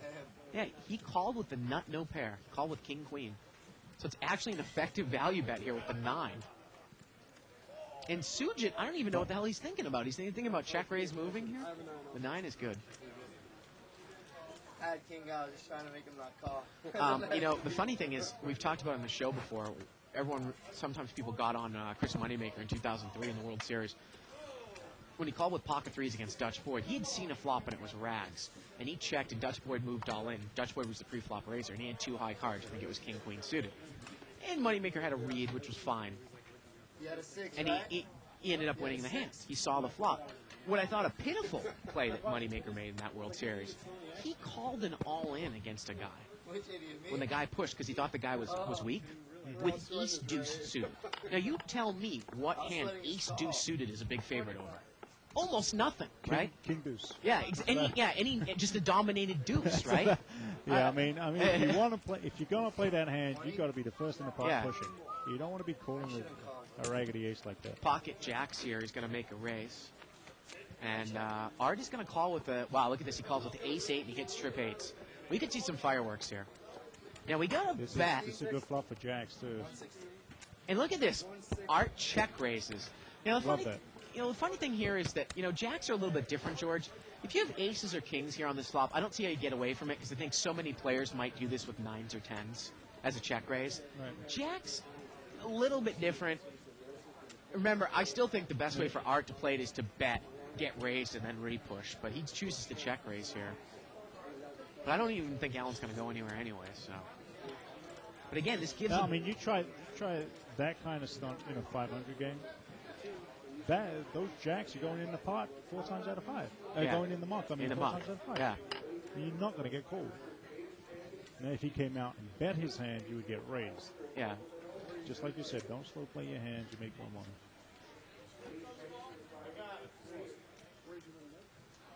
Well, the other thing about the 5-10 game that we always go over it too, the reason why jacks go in the muck here is because people are much more liable to maybe smooth call you in the blind with queens, kings, or aces. And those are 3 hands that you still can't beat. Obviously, you can't beat an 8 if you have jacks, but I can't beat queens, kings, or aces. Right. This game, it's very less standard for somebody to do that. They usually re-raise. But you're right, jacks or 10s on this flop if I get check raised. The only thing I'm beating are 9s and 10s here. Do I really want to get involved? I am in position. Exactly. And look at this. And Allen overcommits. He moves all in, and it's a quick call here by Art. Unbelievable. And he needs a jack here. I mean, it's not even a draw-heavy board. Look at this. 4 8s here. I mean, if it was a 2 flush out there, George, you might think the guy's making a move with some sort of draw. Exactly. But, I mean, Exactly. On a dry board like that, it's pretty much nothing you can the beat. only things you're beating there are 9s or 10s, right? Unless you think the guy's doing it with 7s. But remember, if he's doing it with 7s or 6s and now you push over the top, he's going to fold that hand most likely. You're only going to get called by right there in that case, the hand that beats you.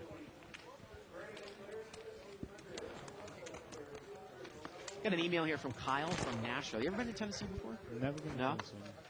Says, hey guys, great show as always. Bartos, wondered whatever happened to Jonas and Jay because they haven't been on the show recently. Your advice about fast playing has paid dividends for me in Tunica and has improved my overall play. Thank you, Kyle from Nashville. Well, I've definitely seen Jay Katsutani around. He's been here. He might show up tomorrow. And I've Big seen game. Jonas around too. I think Jonas is kind of... He might You know, be we- playing the circuit too. Yeah, we talk about Jonas.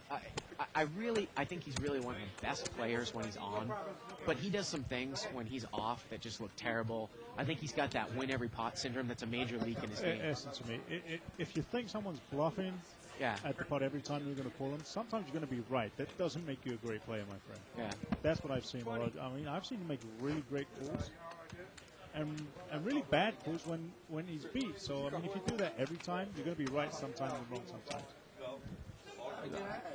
Seat number 2 is going to raise here with the ace queen. I just think George. I think I'll get to this after the hand. 5-4-7 here with a couple of hearts. What a flop for Eric here. 5-6 of hearts. Unbelievable. Open-ended straight flush. Open-ended straight flush draw with a pair. He's going to bet 75. Now Harold has him out kicked, but you can see that Eric is a favorite. Harold's not going to even get involved. Now, he's a favorite, though, if you see both of these cards, both the turn card and the river card. So I would be pushing What is a lot Art harder. doing? Art's still in the hand in seat number 7 there? He has not folded. He's got King Deuce. Wow. Right, your point is that, yeah, your favorite with 2 more cards come. If the turn's a blank, Then Then you're ace big five, underdog. yeah, he's so gonna you've take- got to push take the harder lead. than that in order to. Not that hand, I didn't let's take a look at the last chip count of the night. 6,500 on the table. Josh with 1,600. Leading the pack. Eric now up to 1,400. Let's take a look at the differences. Josh is up 1,200. Eric's up 900. And Mark and Aaron, the big losers. What I was going to say about Jonas, and this is Riverboat King on 2+2, George, is my question to you is that can he adjust to an easier game? And what I mean by that is the game that we saw last Wednesday. Can he actually sit back and change gears and not make moves and just play straight forward and win in that game? Because we've seen him in those games and he doesn't do it. And sometimes it drives David and I crazy because we're such a fan sometimes of his play. He doesn't need to make a move against an Ed or a Farhad or some of these guys, right? Those aren't the guys you're going to be trying to bluff, right? I don't know. Maybe it's a slight ego problem. Yeah? I mean, I don't know. maybe that's what it is. And He seems to want to win a lot of pots that he's involved with. And like I said, when he is on, I think he's really one of the best cash game Don't players. get me wrong. He knows all the odds, all the. Yeah. He's got good reads on people, but sometimes it amazes me. It really does. When you do not have to put your entire stack at risk, sometimes he does. Oh, absolutely. Or a good yeah. portion of it. Yeah. And it just. And he's the one talking And about so what protecting if I his lay stack. down the best hand every now and then? Yeah. So what? Yeah. Sometimes you just got to do that. Sometimes Yeah. you've got to be able to lay down the best hand. I was going to make it 40. To not win every hand. Limped around here. I was going to. Instead, I'll limp in and get sucked out on my 8-10. Jack 9-7 on the flop. Got about maybe a couple more hands left in the show. Seat number 5 here, Josh is going to bet with middle pair. Looks like it's good right now, 9-10. Oh, wait a minute. Art has flopped straight, and he's going to check raise. He once again check raises with his check big raises. hands. Yeah. Do you ever see someone actually betting their hand? Wow, and Josh is going to call. These guys are deep. It's time for Art to bet to build the pot if the turn's an ace. And now he's going to bet 100. I don't think that Josh can continue now. And again, inherently this brings a problem why if it got checked around and Art didn't get any money, now he bets the turn, no one has an ace, whereas somebody might have called you with a 9.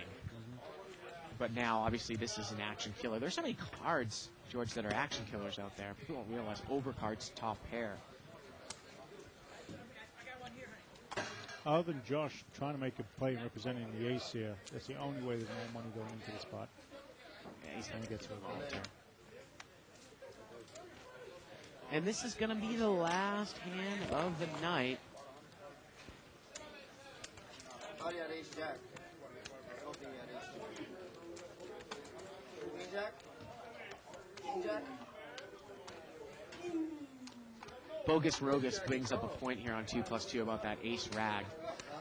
And we didn't bring this up. It's a good point that talking about ace rag will never be more than a 2-to-1 dog. against another ace because of the possibilities of chopping the pot up. I mean, I do understand that it's a point if you're up against ace-7 or ace-8, but calling a bet. Yeah, calling is it the ace-2 problem. is just... The problem is not... We're not saying you shouldn't play that hand or even push with that hand in certain situations, but calling an all-in I mean, bet he is said the that he problem. thought that Swedish guy, Tomer, was weak, but I mean, I think weak might be pocket 4s No. or ace-8, you know what I mean? They're going to chop this one up. We're going to do one more hand. It's just, again, if a guy, I think you're weak, George. I'm going to make a big call with ace-2, so now you turn over pocket 3. So what a jackass I look like now. Yeah. Because you Yeah, probably think you are weak, right? Yeah, and you're right. I am Yeah. weak, but I'm better than you. Yeah. Much better, right? So the button moves over here to seat 8, last hand of the night. We can only wish Mose some good luck. Not exactly sure. And Mo's playing some other tournaments before he comes back, right? So Yeah. he should do all right. I think he's going to be back here on Wednesday or Thursday or something. $25 raise here by Mark with King Queen suited.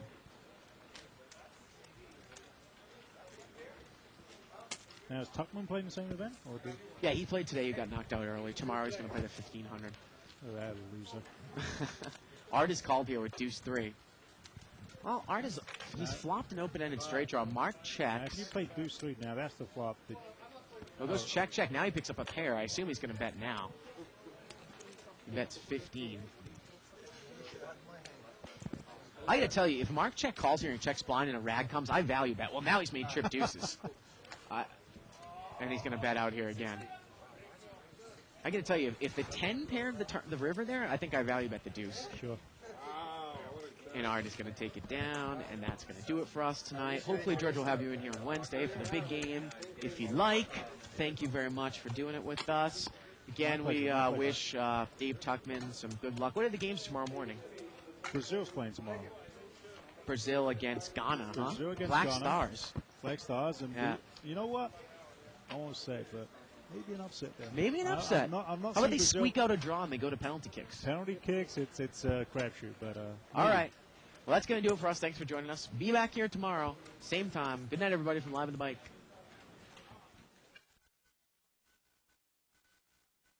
It's here. It's big. And it's closer than you think. It's not a tournament. It's what you don't see on TV. The cash is real. The stakes are high. They bet big. They win big. They lose big. High stakes live action poker. Live at the bike. Watch it live on the web or play it if you dare at the Bicycle Casino right here in Los Angeles.